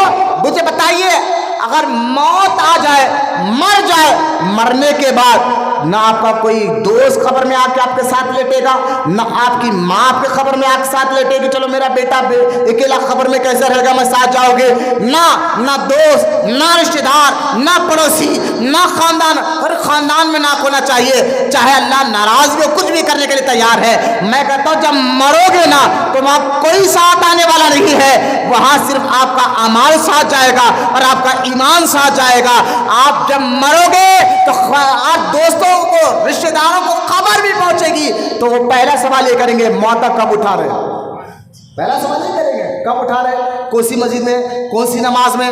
بس اتنا کہہ کر وہ بھی بڑی مشکل سے آ کر، بڑی مشکل سے ٹوپی پہن کر ادھر ادھر دیکھتے ہوئے دنیا دار. آپ کا مرنے کا ان کو افسوس نہیں ہوگا بلکہ ان کو اپنے کام کا افسوس ہوگا. یار کام چھوڑ کر آیا، دکان پر جانا ہے، فلاں کام کرنا ہے، لوگ کب دفن کریں گے، کب دعا ہوگی، کب جاؤں گا. لہٰذا یہ حال لوگوں کا ہے، لوگوں کو دیکھ کر زندگی نہیں، قرآن حدیث کو دیکھ کر زندگی گزارے، پھر دیکھیں اللہ تعالیٰ دونوں جہاں میں آپ کو عزتوں سے نوازے گا. میری بات سمجھیے آپ. تو قرآن میں صحابہ کرام وہ، اب میں آپ کو جو بتانا چاہ رہا ہوں اس لیے قرآن کہتا ہے ان کے جیسا ایمان لاؤ. اب صحابہ کی میں نے آپ کو بتایا تھا اس سے پہلے بھی، صحابہ کیونکہ صحابہ اللہ کے مقبول بندے، ان کے عمل کو اور ان کے ایمان کو اللہ نے قبول کر لیا. جن کو رب نے قبول کر لیا ہے ان کے راستے پہ چلنے والوں کو بھی اللہ قبول کر لیتا ہے. اب قرآن کہتا ہے کہ ان کے جیسا ایمان لاؤ، لیکن صحابہ کے بارے میں آپ کو قرآن میں اللہ ان کی تعریف کیسے کر رہا ہے، بولے سبحان اللہ. جان دیجیے اٹھ کے میری طرف توجہ فرمائیں.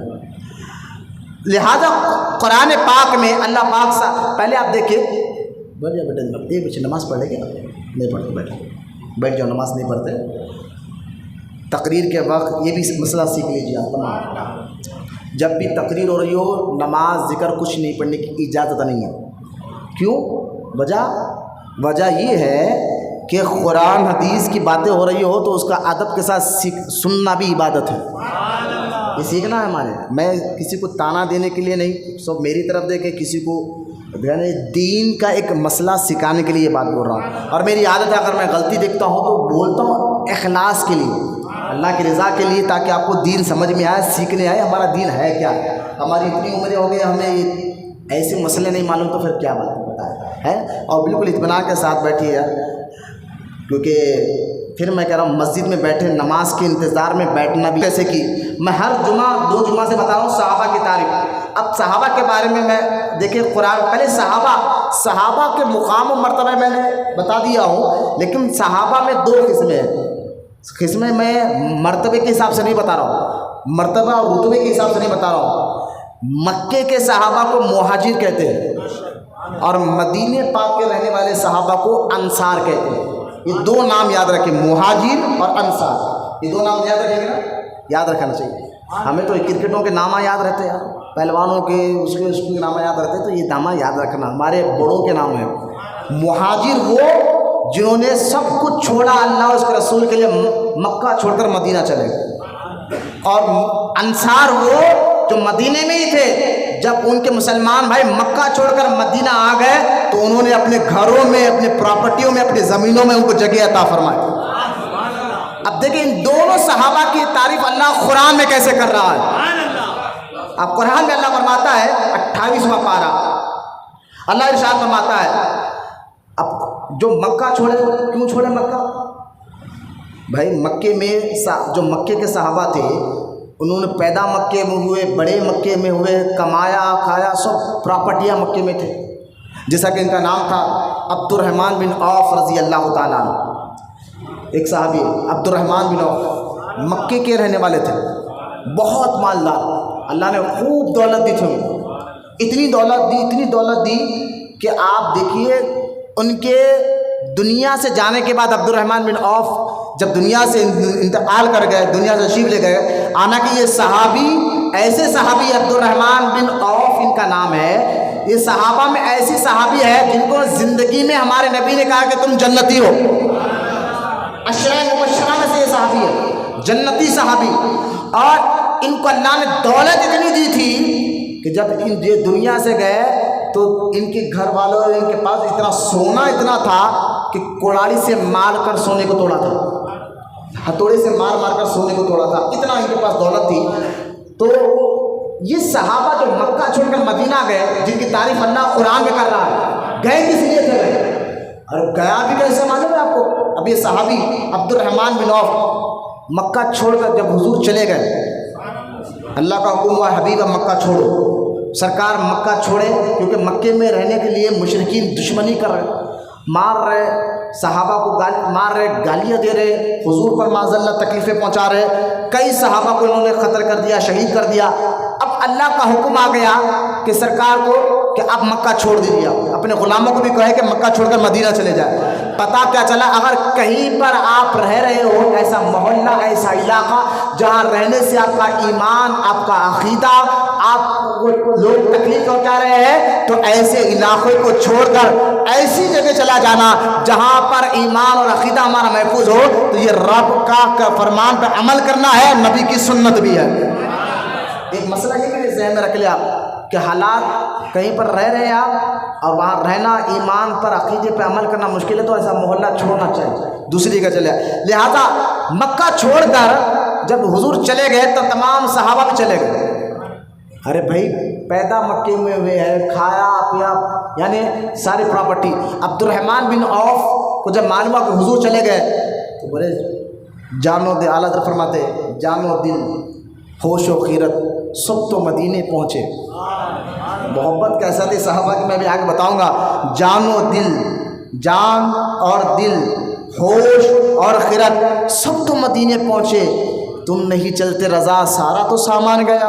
तो सहाबा का जो इश्क था, मोहब्बत थी अल्लाह उसके रसूल से, जब उन्होंने देखा जब हुजूर ही मक्के में नहीं रहे, हम क्यों रहे?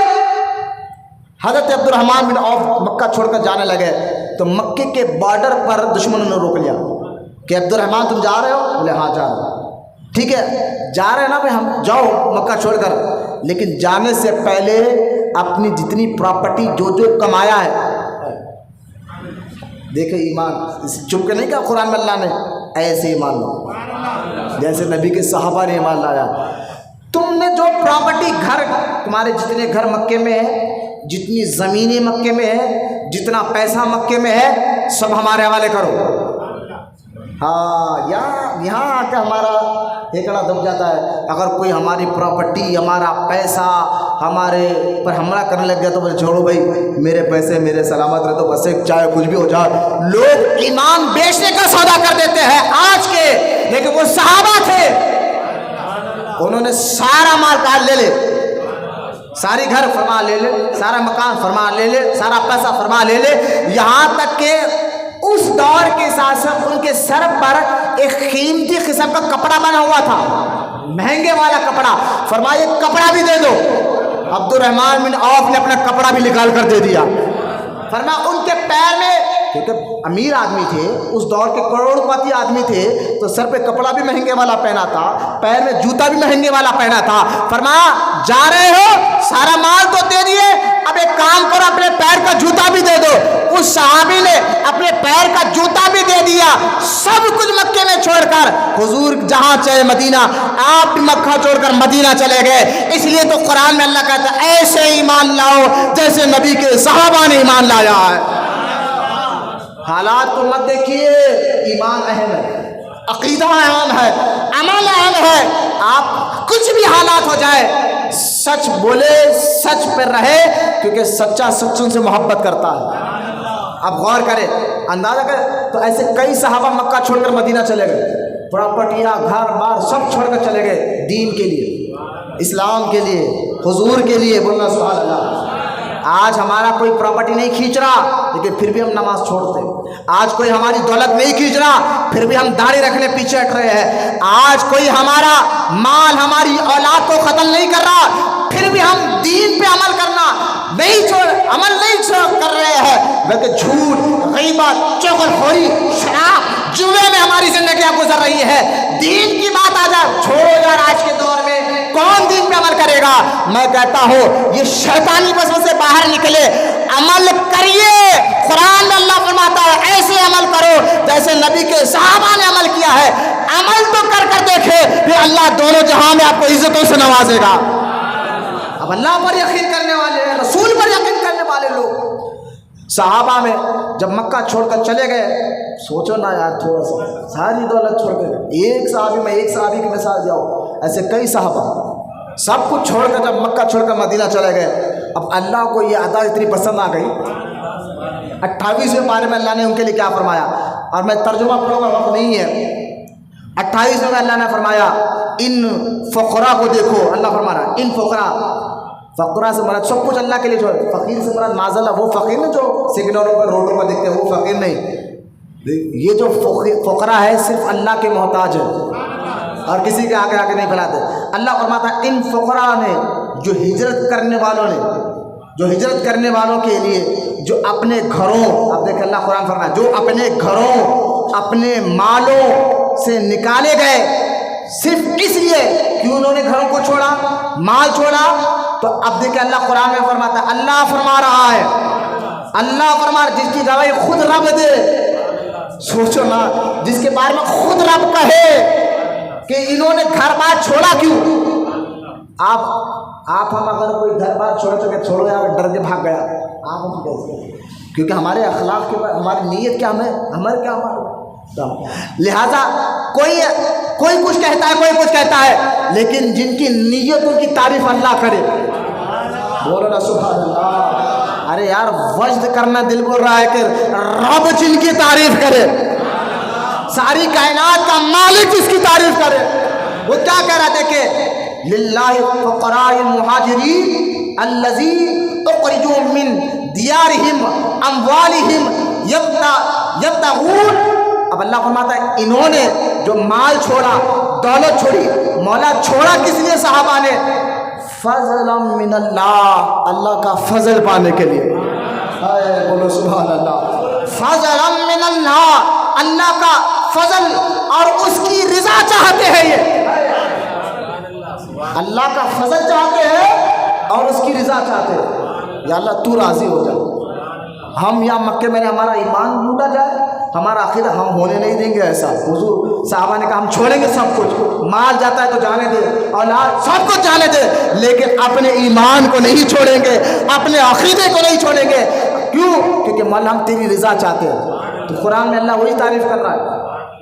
मुहाजिर कौन है? जो अल्लाह का फजल है, उसकी रज़ा चाहते हैं। और सुने अल्लाह फरमाता है अल्लाह और रसूल की मदद करने यही सच्चे हैं। बोलो ना सुभान अल्लाह, मोहब्बत से बोलिए सुभान अल्लाह। यही सच्चे है, यही सच्चे है। अब यहाँ मैं आपको बताऊँ, ये तो मक्का छोड़कर चले गए सहाबा, क्योंकि हुजूर चले गए तो ये भी चले गए। सहाबा की तारीफ अल्लाह ने क्या कहा? ये अल्लाह का फजल चाहने वाले, अल्लाह की रज़ा चाहने वाले। बोलो ना सुभान, मोहब्बत से बोलिए सुभान। और अल्लाह कहता है यही सच्चे, सच्चे सहाबा सच्चे ऐसे हैं, अगर एक बाप कहे कि मेरा बेटा सच्चा है तो लोग कहेंगे बाप तो अपने बेटे को सच्चा ही समझेगा, लेकिन दोस्त कहे कि बेटा सच्चा है, रिश्तेदार कहे कि फला बंदा सच्चा है, सारे लोग उसके तारीफ करने लग जाए। यहाँ तक कि दुश्मन भी कहे भाई कुछ भी ये बंदा तो सच्चा है, तो आप कहें कि वाकई ये बंदा सच्चा है भाई, कि इसका दुश्मन भी इसकी तारीफ कर रहा है, इसके ख़ानदान भी इसकी तारीफ कर रहा है। तो एक वो बंदा जिसकी तारीफ दोस्त, रिश्तेदार, दुश्मन करेंगे ये बंदा सच्चा है, लेकिन सहाबा वो जिनकी तारीफ रब करता है कि ये सच्चे हैं। कौन सहाबा के बारे में बकेगा आज के दौर में?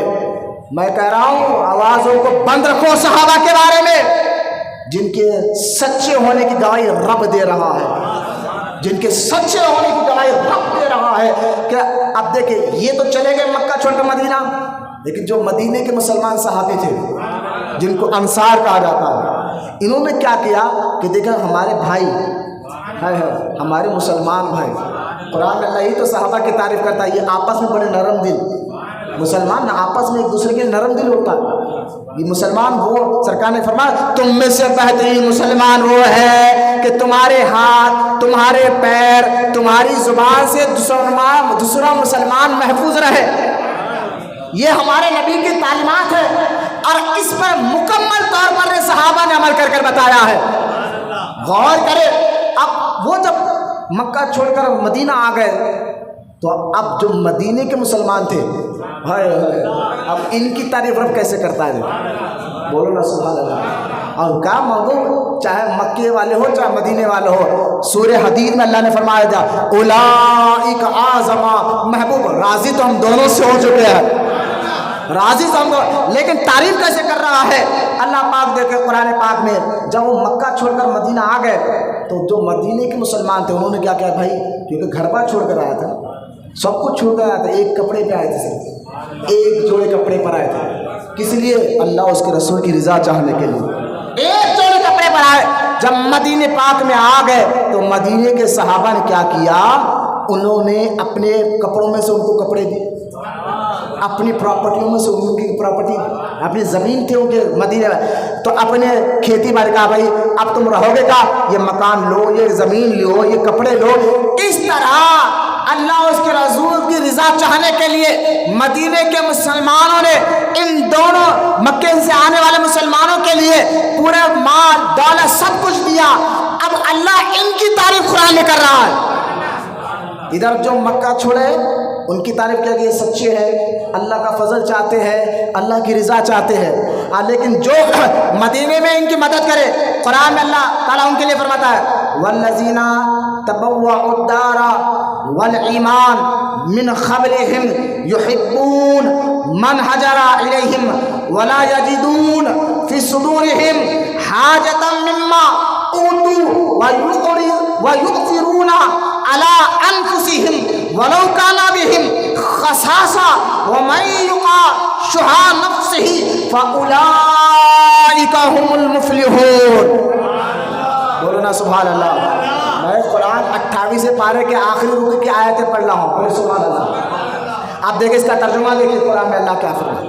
جنہوں نے مدینے میں مسلمانوں کی مدد کی اب ان کے لیے اللہ فرماتا ہے اور جنہوں نے پہلے سے اس شہر اور ایمان میں گھر بنا لیا, یعنی مدینے شہر میں جو پہلے سے ایمان والے تھے جنہوں نے گھر بنا لیا, دوست رکھتے ہیں انہیں, دوست رکھتے ہیں. قرآن اللہ کہتا ہے جو مدینے کے مسلمان دوست رکھتے ہیں انہیں, کنہیں, جو ان کی طرف ہجرت کر کر آئے. مکہ چھوڑ کر صحابہ ہجرت کر کر آئے. رب کا کلام ہے, چہروں پر ہنسی لائے مسکرانے والی. سبحان اللہ. اللہ قرآن میں کہتا ہے یہ وہ ہے جو ہجرت کر کر آئے. تو انہوں نے کیا کیا, انہوں نے کیا کیا, قرآن کہتا ہے تو اب ان کی طرف ہجرت کر کر گئے تو اپنے دلوں میں کوئی حاجت نہیں پاتے. یہ مدینے کا بولے ارے آ گئے اب ہمارے پراپرٹی میں سے ان کو دو نا. اب یہ تو مدینے کا کہا, دیکھیے اپنے دلوں میں کوئی حاجت نہیں پاتے اس چیز کی جو دیے گئے, اور اپنی جانوں پر ان کو ترجیح دیتے, اپنی جانوں پر ان کو ترجیح دیتے ہیں اگرچہ انہیں شدید محتاجی ہو. اور جو اپنے نفس کے لالچ سے, اپنے نفس کے لالچ سے بچایا گیا تو یہی وہ لوگ ہیں جو کامیاب ہے.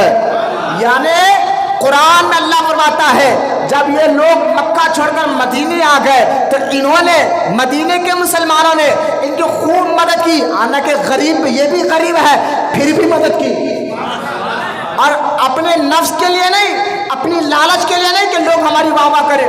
ہم اگر کسی کی مدد کرتے تو دیکھ رہے میرے کو سلام نہیں کرا, میں مدد کرتا تھا اس کی. یہ ہمارے نفس کہتا ہے اگر ہم کسی کی مدد کریں تو ہمارا احسان مانے, ہمیں ہماری عزت کرے, ہماری واہ واہ کرے. لیکن جو مدینے کے صحابہ تھے جنہوں نے مال دیا, غریب رہنے کے باوجود بھی گھر میں جگہ دی, کھانے دیا, پہنے دیا, اب وہ اللہ کہتا ہے یہ کر کس لیے رہے, اپنے لالچ کے لیے نہیں بلکہ اللہ کی رضا کے لیے کر رہے تھے. بولے محبت سے سبحان اللہ. آپ یہاں دیکھیں ان دونوں کی بات ہو گئی, بولو سبحان اللہ. اب یہاں مدینے اور مکے دونوں مسلمانوں کی بات آ گئی. اب ہماری بات اللہ کر رہا ہے. بولو نا سبحان اللہ۔ مہاجر کی بات قرآن میں کہہ دیا کہ وہ اللہ کا فضل چاہنے والے، اللہ کی رضا چاہنے والے، اور جیسے مدینے کے مسلمانوں کی بات اللہ نے کر دیا کہ وہ تو محتاج ہو کر بھی مدد کرے۔ ارے یار رب تعریف کر رہا ہے، یہ تو صحابہ مکہ اور مدینے کے صحابہ کی بات اللہ نے کر دی، اب قیامت تک کے آنے والے مسلمانوں کو اللہ ایک پیغام دے رہا ہے، وہ آپ ہم سب آئے ہیں اس میں۔ اللہ کیا کہتا ہے قرآن پاک میں؟ اللہ ارشاد فرماتا ہے جو بعد کے مسلمان ہیں نا، جو بعد کے مسلمان آنے والے کے مسلمان، اللہ فرماتا ہے وہ آ کے عرض کرتے ہیں، یعنی ہم عرض کرتے ہیں، کیا عرض کرتے ہیں؟ ہم عرض کرتے ہیں والذین جاءوا من بعدہم یقولون ربنا اغفر لنا ولإخواننا الذین سبقونا بالایمان۔ بولو محبت سے بولو۔ ارے بھائی میں زندوں کی یہاں تقریر کر رہا ہوں، آپ لوگ زندے ہیں نا؟ ارے بولو محبت سے سبحان اللہ۔ ایک بار سبحان اللہ بولو، جنت میں آپ کے نام کا ایک جھاڑ لگا دیا جاتا ہے۔ بیٹھے آج ہمارا حال نہیں، دل مردہ ہو گئے کیا ہمارے؟ ہو گئے۔ گانا سنیں تو چہرے پہ خوشی آ رہی ہے ماشاء اللہ، گانا سنیں گے تو ناچنا دل بولتا، دھڑکنا دل بولتا، کودنا دل بولتا، نوجوانوں کا حال ہی ہے نا۔ لیکن اللہ کا کلام سنیں اور چہرے پہ خوشی نہیں آئے تو سمجھ دو ہمارا دل کتنا مردہ ہو گیا۔ اللہ کا کلام قرآن سنا جائے تو اور پھر بھی ہمارے چہرے پر خوشحالی اور سبحان اللہ کا لفظ بھی نہ لکھے تو دل کہیں نہ کہیں ہمارا مردہ نہ ہو جائے۔ اللہ کے پاک ہمارے دلوں پر رحم فرمائے اور ہمارے دلوں کو اپنی طرف پھیر لے۔ اب دیکھیں اللہ قرآن میں کہتا ہے، دونوں صحابہ کی تعریف کی، اب آگے اللہ قرآن میں کہتا ہے بعد والے مسلمان، ہم سب آگے اس میں بعد والے مسلمان کیا کہتے ہیں؟ ربنا اغفر لنا ولاخواننا الذین سبقونا بالایمان۔ جو بعد والے مسلمان آئے کہتے ہیں اے ہمارے رب، ہم کہہ رہے کیا کہہ رہے؟ اللہ ہمارا ذکر کر رہا ہے، اے ہمارے رب ہمیں بخش دے، ہمیں بخش دے اور ہمارے ان بھائیوں کو جو ہم سے پہلے ایمان لائے۔ بولنا سبحان اللہ۔ صحابہ ہے جو ہم سے پہلے ایمان لائے، انہیں جو ہم سے پہلے ایمان لائے اور ہمارے دل میں ان کے لیے کینہ نہ رکھ۔ آپ دیکھیں اللہ فرماتا ہے ہمارے دل میں ان کے لیے ہے، یہ ہی ایمان والے آج کے کامیاب ہے جو صحابہ کے لیے محبت رکھتے ہیں۔ اب اللہ فرماتا ہے ان کے لیے، ہمارے دل میں ان کے لیے کینہ نہ رکھ، بے شک تو ہی معاف کرنے والا ہے۔ تو لہذا آج کا مسلمان وہ جو پچھلے مسلمانوں سے محبت کرتا ہے، اور وہ پچھلے مسلمانوں سے مراد وہ صحابہ ہے، تابعین ہے، اولیاء ہے، جو ان سے محبت کرتا ہے اور ان کے لیے دلوں میں عزت رکھتا ہے۔ تو ان سے محبت کرنا یہ ایمان کی پہچان، بولنا سبحان اللہ، ان سے محبت کرنا یہ ایمان کی پہچان۔ تو صحابہ بولنا سبحان اللہ، اللہ فرماتا ہے ایسے ایمان لاؤ جیسے نبی کے صحابہ نے ایمان لایا۔ اب دیکھو صحابہ کا ایمان تھا کیسا؟ جب اللہ قرآن میں، کیونکہ وقت بالکل قریب آ گیا، میں کہہ رہا ہوں کہ اپنے بیان ایک 10 منٹ پہلے میں ختم کر دوں گا کیونکہ دن چھوٹا ہو گیا ہے، عصر کا وقت بالکل 4:05 سے عصر کا وقت شروع ہو جا رہا ہے۔ تو عموماً میں تقریر کو یہاں بالکل مختصر کر دوں گا تاکہ آپ جو ہے نا ہمارا وقت سے پہلے نماز ہو جائے، لیکن چہرے پر خوشیاں لائے اور لا کے میری بات کو سنیں۔ صحابہ وہ جن سے ان کے جیسا ایمان لانا، عمل کرنا اللہ کو پسند ہے، اور میں نے آپ کو بیان کر دیا۔ اب صحابہ کا ایمان اور عقیدہ کیسا تھا، اس کے لیے قرآن کی ایک آیت پہلے آپ کو سمجھنا ہوگا۔ سورہ فتح کی ایک آیت ہے، اللہ ارشاد فرماتا ہے اِنَّا أَرْسَلْنَاكَ شَاهِدًا وَمُبَشِّرًا وَنَذِيرًا۔ چہرے دیکھ رہا ہوں کہ کسی کے آنکھیں بند ہے، کوئی سوس پڑ کے یوں دیکھ لیتا بیٹھا بھائی، جب ہوٹلوں میں بیٹھتے یار 4 گھنٹے فونوں میں، جب سستی نہیں آتی ہے ہوٹلوں میں۔ اخلاق یا اخلاقی قانون، شرعی قانون، ان دونوں قانونوں پہ صحابہ عمل کیسا کرتے تھے، ان کے اخلاق بھی دیکھے اور اللہ اس کے رسول کے لیے جان و مال لٹانا بھی دیکھے. بجائے دونوں کاموں سمجھنے کے لیے میں بہت دور سے صحابہ کی زندگی بتاتے ہوئے، ان کی شان بتاتے ہوئے، ان کی عظمت بتاتے ہوئے، جن کی تعریف اللہ قرآن میں کر رہا ہو، جن کے اخلاص کی تعریف اللہ قرآن میں کر رہا ہو، تو سوچے وہ صحابہ اللہ کی بارگاہ میں کیسے مقبول ہو گئے. اچھا یہاں پھر ایک بات میں اور کلیئر کر دوں، صحابہ سے مراد نبی کے گھر والے بھی آ گئے، نبی کے اہل بیت بھی آ گئے. اس میں بعض لوگ کہ تم صحابہ کر رہے ہو. حضور نے فرمایا کہ صحابہ تاروں کی طرح ہے اور میری اہل بیت کشتی کی طرح ہے. کسی کی بھی پیروی کرو تو منزل پہ پہنچ جاؤ گے. تو صحابہ کے ساتھ اہل بیت کا بھی آپ ذکر کرو مولانا. میں کہہ رہا ہوں بھائی صحابہ میں جو ہے نا اہل بیت بھی آ گئے، نبی کے گھر والے بھی آ گئے. امام حسن صحابی ہے، امام حسین بھی صحابی ہے، مولا علی تو ہے ہی صحابی. تو لہٰذا میں صحابہ سے مراد یہاں اہل بیت بھی آ گئے. لیکن صحابہ کا یقین کیسا تھا، اللہ پر، رسول پر ایمان کیسا تھا، ان باتوں کو سمجھ کر ہی آج ہمارے یقین اور ایمان کو ہم مضبوط کر سکتے ہیں. بولو محبت سے سبحان اللہ. آپ دیکھیں آج جو دور چل رہا ہے، ایک تو جعلی لوگوں سے یعنی فیک قسم کے بابا لوگوں سے بچنا ہے، دوسرا جو ہے وہابی بدعقیدوں سے ہمارا ایمان عقیدہ بچنا ہے. اگر آج ہم جو ہے نا، اگر آج ہم کوئی کہے کہ یا غوث المدد پریشانی میں، تو یہ شرک. بولے نہیں، اللہ سے مدد مانگنا، غوث اعظم سے نہیں مدد مانگ سکتے. تو آپ اسے کہو بھائی آپ جو یہ کہہ رہے ہو نا مدد صرف اللہ سے مانگنا، ایسا بتائیے کبھی صحابہ بھی صرف اللہ سے مدد مانگتے تھے؟ صرف اللہ ہی سے مدد مانگتے تھے یا مشکل وہ نبی سے بھی مدد مانگتے تھے؟ بات پتہ کی کر رہا ہوں کہ بات سمجھیے آپ، کیونکہ صحابہ کے بارے میں ابھی ہم نے قرآن کی ایک میں 3-4 آیتیں میں نے پڑھ کر بتائی ہے، ان سے اللہ راضی ہو چکا. اگر وہ کوئی غلط کام کرتے، شرک کرنا اللہ کو گالی دینا ہے، معاذ اللہ، شرک کرنے والا اللہ کو گالی دیتا ہے. تو اگر کوئی معاذ اللہ نبی اللہ کے علاوہ کسی سے مدد کے لیے مانگے، مدد کے لیے جائے، تو یہ شرک ہو جائے گا. تو پھر صحابہ اکرام تو ہر چھوٹی چھوٹی مشکل کے لیے حضور کی بارگاہ میں جایا کرتے تھے. میں آپ کو ایک حدیث بتا کر بات جو ہے یہ آیت کا ترجمہ بتا کر بات ختم کرتا ہوں، تاکہ ہماری آنے والی بات آسان سمجھ میں آ جائے. کہ مشکل کے وقت صحابہ حضور کے پاس جاتے تھے. پتہ کیا چلا؟ پریشانی اور مشکلوں کے وقت اللہ کے محبوبوں کے پاس جانا آج کے مسلمان کا طریقہ نہیں، صحابہ کا بھی طریقہ رہا ہے. اگر یہ غلط ہوتا، سارے وہابیوں کو چیلنج ہے، قرآن میں اللہ فرماتا ہے کہ تمام صحابہ جنتی، تو جنتیوں والا عمل پڑھو، وہابیوں والا نہیں. مشکل کے وقت صحابہ حضور کے پاس جایا کرتے تھے. آج حضور تو زندہ ہے ہمارے لحاظ خبر میں، لیکن آج ہم اولیاء کے پاس جاتے ہیں. کیوں کہ اللہ کے محبوبوں سے مدد مانگنا کوئی غلط نہیں، اللہ کی عطا سے یہ نبی اور ولی مدد کرتے ہیں.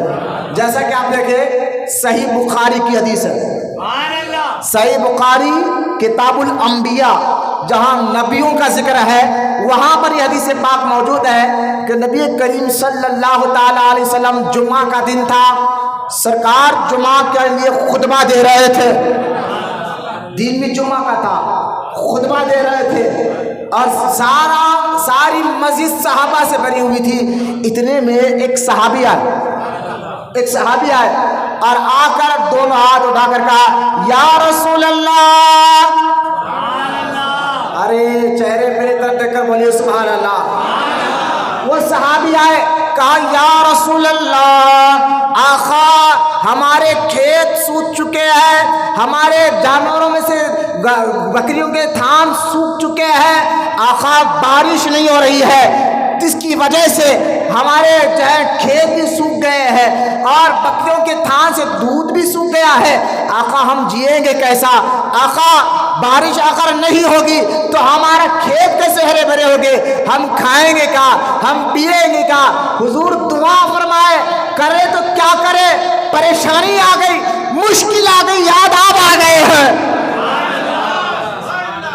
مجھے بتایا وہ بارش نہیں ہو رہی تھی، وہ صحابی کس سے شکایت کر رہے ہیں؟ اور حدیث بھی بخاری کی ہے، کتاب الانبیاء، جہاں نبیوں کا ذکر ہے وہاں بھی حدیث پڑھے۔ جمعہ کا دن تھا، سرکار خطبہ دے رہے تھے، اتنے میں وہ صحابی آ گئے، کہا حضور بارش نہیں ہو رہی، جس کی وجہ سے پریشانیاں آپ نے دیکھا کتنے۔ حضور نے یہ نہیں کہا میں کیا کر سکتا ہوں، حضور نے یہ نہیں کہا کہ میں تو ایک اللہ کا بندہ ہوں، جو وہاں بھی کہتے ہیں ہمارے ذہن میں بٹھاتے ہیں۔ حضور نے یہ نہیں کہا کہ میں کیا کر سکتا ہوں، میں اللہ کا بندہ ہوں، جاؤ مسجد میں جاؤ، آئے ہو مسجد میں 2 رکعت نماز پڑھ کر اللہ سے دعا کرو۔ بھائی یہ مجھ سے کہہ رہے ہو میں کیا کر سکتا ہوں، بلکہ مجھ سے کہنا شرک ہے، ایسا حضور نے نہیں کہا، ایسا حضور نے نہیں کہا، بلکہ حضور کھڑے ہوئے، حضور کھڑے ہوئے اور کھڑے ہو کر رب کی بارگاہ میں دعا کی، کہا یا اللہ بارش بھیج، مولا بارش بھیج تاکہ کھیت ہرے بھرے ہو جائے، جانوروں کے تھان بھر جائے۔ صحابہ کہتے ہیں خدا کی عزت و جلال کی قسم میرے نبی دعا کر کر ہاتھ نیچے آئے بھی نہیں تھے، ابر بھی آیا، بارش بھی شروع ہو گئے۔ اچھا اس حدیث کے جو راوی حضرت انس، وہ فرماتے ہیں جب حضور دعا کرنے سے پہلے پورا آسمان صاف تھا، بولو سبحان اللہ، کہیں آسمان کے کسی کونے پر ایک ابر کا ٹکڑا بھی نظر نہیں آ رہا تھا، دھوپ کڑاکے کی تھی، پورا آسمان صاف تھا، لیکن جب اس صحابی نے شکایت کی آقا کھیت سوکھ رہے ہیں، ہم پانی کے لیے ترس رہے ہیں، سرکار کو اتنا جلال آیا، سرکار نے رب کی بارگاہ میں دعا فرمائی۔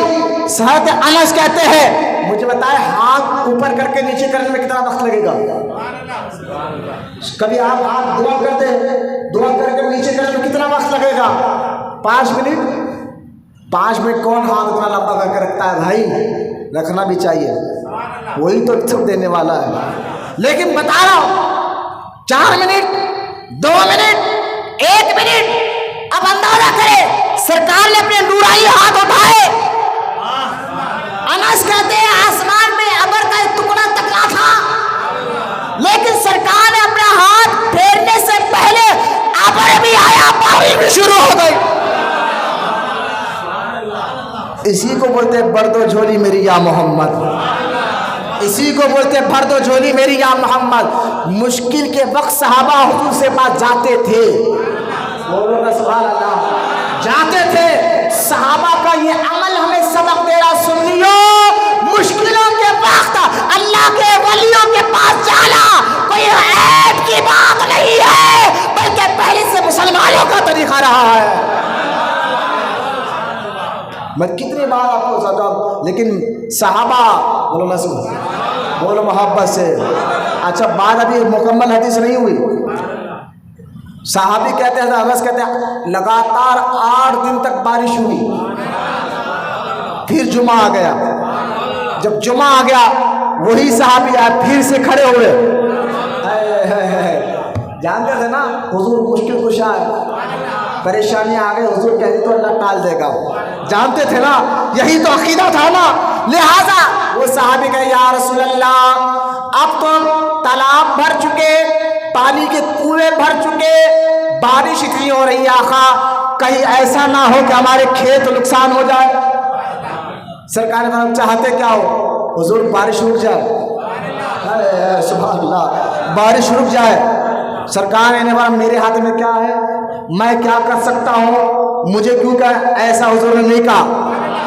بخاری کی حدیث پاک ہے، سرکار کھڑے ہوئے اور کھڑے ہو کر کہا یا اللہ بارش مدینے کے ارد گرد برسا،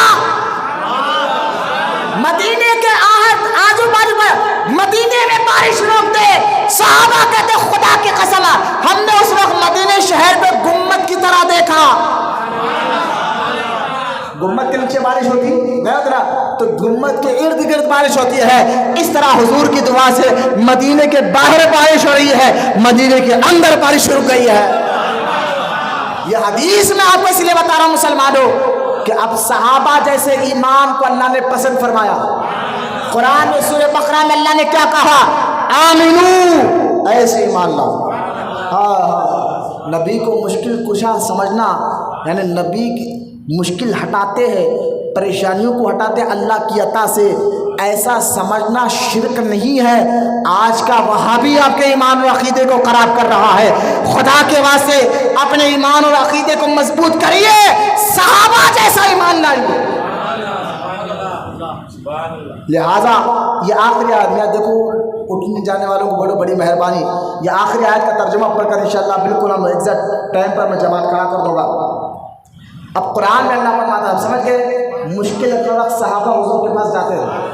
ابھی تو ایک حدیث سنایا ہوں، میں بتاؤں گا کہ صحابہ کا، کیونکہ یہی صحابہ جیسا ایمان اللہ کو پسند ہے، تو ہم مشکل کے وقت ہم بھی اللہ کے محبوبوں کے پاس جاتے ہیں، کوئی شرک نہیں ہے۔ لیکن اب دیکھیں اللہ قرآن میں فرماتا ہے صحابہ جیسا ایمان لاؤ۔ قرآن میں اللہ فرماتا ہے انا ارسلناک شاہدا و مبشرا و نذیرا، چہرے پر مسکراتے ہوتے بولے سبحان اللہ۔ پھر اللہ آگے فرماتا ہے لتؤمنوا باللہ ورسولہ وتعزروہ وتوقروہ، پھر اللہ فرماتا ہے وتسبحوہ بکرۃ واصیلا۔ اب ترجمہ سنیے، آپ بڑا ایمان تازہ ہو جائے گا، اور میں ترجمہ پڑھ کر بات ختم کر دوں گا انشاءاللہ۔ ہم سنت کے لیے کھڑے ہو جائیں گے، پھر اس آیت کا ترجمہ، اس کی پوری مکمل تفسیر اللہ زندگی رکھا تو آنے والے جمعہ میں آپ کے سامنے رکھیں گے، بس آپ وقت کے پابندی کے ساتھ سامنے آ جائے۔ لیکن مختصر سا ترجمہ آپ سن لیں اللہ کہہ رہا کیا ہے اور صحابہ اس پہ عمل کیسے کر کر بتایا۔ اللہ فرماتا انا ارسلناک شاہدا و مبشرا و نذیرا، انا، اللہ فرماتا بے شک، اللہ فرماتا انا بے شک میں نے اپنے حبیب کو شاہدہ، شاہد بنا کر بھیجا، مبشرہ خوشخبری دینے والا بنا کر بھیجا، نذیرہ ڈر سنانے والا بھیجا، بنا کر بھیجا۔ یعنی ہمارا نبی شاہد ہے۔ شاہد کس کو بولتے ہیں؟ یہ عربی لفظ ہے شاہدہ، عربی لفظ ہے۔ شاہد بولتے کس کو ہے؟ گواہ کو، گواہ کو شاہد بولتے ہیں نا اردو میں گواہ۔ اگر جج پوچھے کہ یہ جو واقعہ تھا تم نے دیکھا، اپنے آنکھوں سے یہ ہوا، تو گواہ دینے والا کہے میں دیکھا نہیں سنا، تو سننے والے کو گواہ نہیں کہتے، شاہد نہیں کہتے، بلکہ دیکھنے والے کو کہتے ہیں۔ سوئے تو کیا کہا جج کہے ہاں ہاں میں نے دیکھا ہے، تو دیکھنے والے کی گواہی کو مانا جاتا ہے۔ تو اللہ پاک نے کیا فرمایا؟ اے حبیب ہم نے آپ کو شاہد بنایا، یعنی ہمارے نبی ہر وقت ہمیں دیکھتے ہیں، ہمارے گواہی، ہمارے حالات، کیونکہ ہمارے نبی حاضر و ناظر ہے، ہمارے ظاہر حال کو بھی دیکھتے ہیں، ہمارے دل حال کو بھی دیکھتے ہیں۔ آج جو بھی اچھی نیتیں ہیں حضور دیکھتے ہیں، آپ نیت کر لیں کہ اللہ ان کے صدقے میں ہمارے مشکلوں کو دور فرما دے۔ لہذا خیر اس یہ شاہدہ کے اوپر گھنٹوں تقریر ہو سکتی ہے، میرے نبی گواہ ہے، کیسے ہے کیا ہے ڈیٹیل بتانے میں گھنٹوں لگ سکتے ہیں، لیکن میرا موضوع یہ ٹاپک نہیں۔ پھر اللہ نے فرمایا وہ مبشر، یہ مبشر یعنی خوشخبری دینے والا، یعنی آپ کو کہتے ہیں اللہ پر ایمان لاؤ، آخرت پہ یقین رکھو، اللہ جنت میں، یہ خوشخبری ہے۔ پھر بنا وَالنَّذِيرَ، نذیرہ، پھر یہ نبی تمہیں ڈر بھی سناتا ہے، اگر اللہ کی نافرمانی کرو گے، رسول کی نافرمانی کی تو اللہ دوزخ میں ڈالے، ڈر بھی سناتا۔ لیکن بات یہ آج اب سیکنڈ والی آیت دیکھیں، اللہ فرماتا ہے لِتُؤْمِنُوا بِاللَّهِ وَرَسُولِهِ، اللہ فرماتا ہے لِتُؤْمِنُوا، اب ہمیں کہہ رہا ہے اللہ لِتُؤْمِنُوا، اللہ ہمیں کہہ رہا ہے۔ یقین جانیے اللہ کے کلام میں جو مٹھاس ہے نا، کسی حافظ سے پوچھ کیا ہے، ہمارے آنکھیں ہمارے کان گانے اور غلط لوگوں کے سن سن کے دیکھ دیکھ کے نا، یہ قرآن کی مٹھاس ہمارے دلوں پر اثر نہیں کر رہی۔ کسی اللہ والے کی صحبت میں رہو، یہ گندگی آنکھوں کی ختم ہو جائے، کانوں کی گندگی ختم ہو، دل میں پاکیزگی آئے، پھر رب کے کلام میں مزہ آئے گا، سننے میں مزہ آئے گا۔ اب توجہ فرمائے، اللہ کہتا رب کہہ رہا ہے یار، ساری لوگ کہتے ہیں بھائی فلاں صاحب کہہ رہے ہیں, MP صاحب کہہ رہے ہیں, فلاں لیڈر صاحب کہہ رہے ہیں, اس کی بات پر لوگ پوری توجہ دیتے ہیں. میں کہہ رہا ہوں ساری کائنات کا رب کہہ رہا ہے. وہ تھوڑا سا ادب لاؤ, اپنے آپ میں ڈر لاؤ, وہ آپ پیدا کرو اپنے آپ میں, اور ادب کے ساتھ سنو. کیا کہہ رہا رب؟ لِتُؤْمِنُوا ہے, مطلب کیا ہے؟ اے ایمان والو, لِتُؤْمِنُوا بِاللَّهِ وَرَسُولِهِ, ایمان لاؤ اللہ اور اس کے رسول پر. اچھا ایمان لاؤ اللہ پر. ہم کہتے ہیں یا اللہ ہم تو تجھے مانتے ہیں, تو ایک ہے, تیری عبادت کرتے ہیں, تیرے رسول کو بھی مانتے ہیں. اللہ نے فرمایا ٹھیک ہے مانتے ہو. آگے فرمایا وَتُعَزِّرُوهُ وَتُوَقِّرُوهُ. یہ آیت کا جملہ سنیں آپ. اللہ نے فرمایا ایمان لاؤ اللہ رسول پر, لا لیے, ایمان لا لیے. اب کہتا اللہ وَتُعَزِّرُوهُ, یہ قرآن کی آیت پر لگاؤ. وَتُعَزِّرُوهُ, اللہ فرماتا اب اس نبی پر بھی ایمان لائے ہو نا, مانتے ہو, محبت کرتے ہو اس نبی سے, تو اللہ فرماتا وَتُعَزِّرُوهُ, اب خوب اس نبی کی عزت کیا کرو. بولو سبحان اللہ. لوگ کہتے ہیں میلاد کیوں؟ نبی کی عزت کے لیے. لوگ کہتے ہیں جھنڈے کیوں؟ نبی کی عزت کے لیے. لوگ کہتے ہیں نعت کیوں؟ کہا نبی کی عزت کے لیے. لوگ کہتے ہیں سلام کیوں؟ کہا نبی کی عزت کے لیے. لوگ کہتے ہیں مولانا انگوٹھے کیوں چومنا؟ میں کہتا ہوں نبی کی عزت کے لیے. کیونکہ عزت کرنے کا حکم کون دے رہا ہے؟ بولنا, سب مل کر بولو اللہ. میں آپ کو ایک بات سناؤں, اللہ کہتا ہے جب تک میں نہ چاہوں کوئی میرا نام بھی نہیں لیتا. اللہ کہتا ہے جب تک میں چاہتا ہوں کہ میرا بندہ میرا نام لے, تبھی تو کہتا ہے اللہ. اب مجھے بتاؤ کون کہہ رہا ہے کہ نبی کی عزت کرو؟ کون کہہ رہا ہے؟ رب کہہ رہا ہے, اللہ کہہ رہا ہے. ارے جب رب کہہ رہا ہے تو ملا کی بات سنو گے, وہابی کی بات سنو گے, انگوٹھے چومنے پر شک لاؤ گے, سلام پڑھنے پر شک لاؤ گے؟ یہ ادب کے تقاضے ہیں بابا, جو ہم سلام پڑھتے ہیں, درود پڑھتے ہیں اور حضور کا نعرہ لگاتے ہیں. یہ ادب کے تقاضے ہیں. کیوں کہ اللہ برتا ایمان والوں سے کہہ رہا اللہ اگر تو نہیں لگا رہا تو میں سمجھتا ہوں تیرے دل میں ایمان آیا بھی نہیں. ایمان والا ہی حضور کی خوب عزت کرے گا, خوب ادب کرے گا. کیوں؟ کیونکہ اللہ کہتا تو اعذروہ. میں کہتا وہابی ملا, قرآن میں تمہیں نماز کا ذکر ہے, روزے کا ذکر ہے, حج کا, زکات کا, حلال کا, حرام کا, بالکل ہے قرآن میں, لیکن میں کہتا ہوں اسی قرآن میں نبی کے ادب کا بھی تو ذکر ہے. یہ بھی تو بتا, یہ بھی تو بتا عوام کو. کسی قرآن میں نبی کے ادب کا بھی ذکر ہے, نبی کی تعظیم کا بھی ذکر ہے, نبی کی عزت کا بھی ذکر ہے. لہذا میں آپ دیکھیں, اچھا دیکھیں قرآن کی آخری آیت کا ترجمہ کر کے میں بات ختم کراؤں. اس پر میں بتاؤں گا وَتُعَزِّرُوهُ, اللہ فرماتا ہے نبی کی خوب عزت کرو. صحابہ کیسا کر کر بتائیں, لیکن ٹاپک نہیں ہے, آنے والے جمعہ میں آپ کو بتاؤں گا. لیکن اللہ فرماتا ہے وَتُسَبِّحُوهُ بُكْرَةً وَأَصِيلًا. اب دیکھیں آپ, پہلی آیت میں کہا اللہ پر ایمان لاؤ, نبی پر ایمان لاؤ. دوسری آیت میں کہا اس نبی کی خوب عزت کرو, خوب ادب کرو. ایمان کو پہلے رکھا, عزت کو بیچ میں رکھا. پھر کیا کہا اللہ نے؟ وَتُسَبِّحُوهُ بُكْرَةً وَأَصِيلًا. اب اللہ کی عبادت کرو. بولنا سبحان اللہ.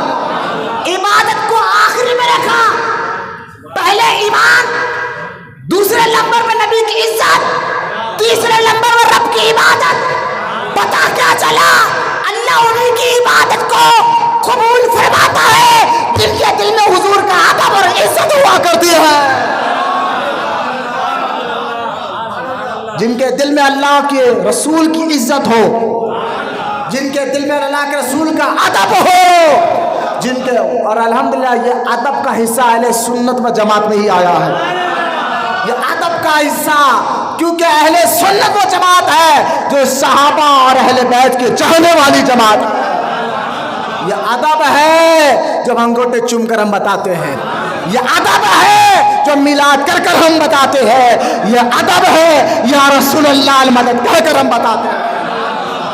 نبی کا ادب کرنے والا، اب دیکھیے قرآن میں اللہ بول رہا تھا اب عبادت کرو، بولو نا سبحان اللہ۔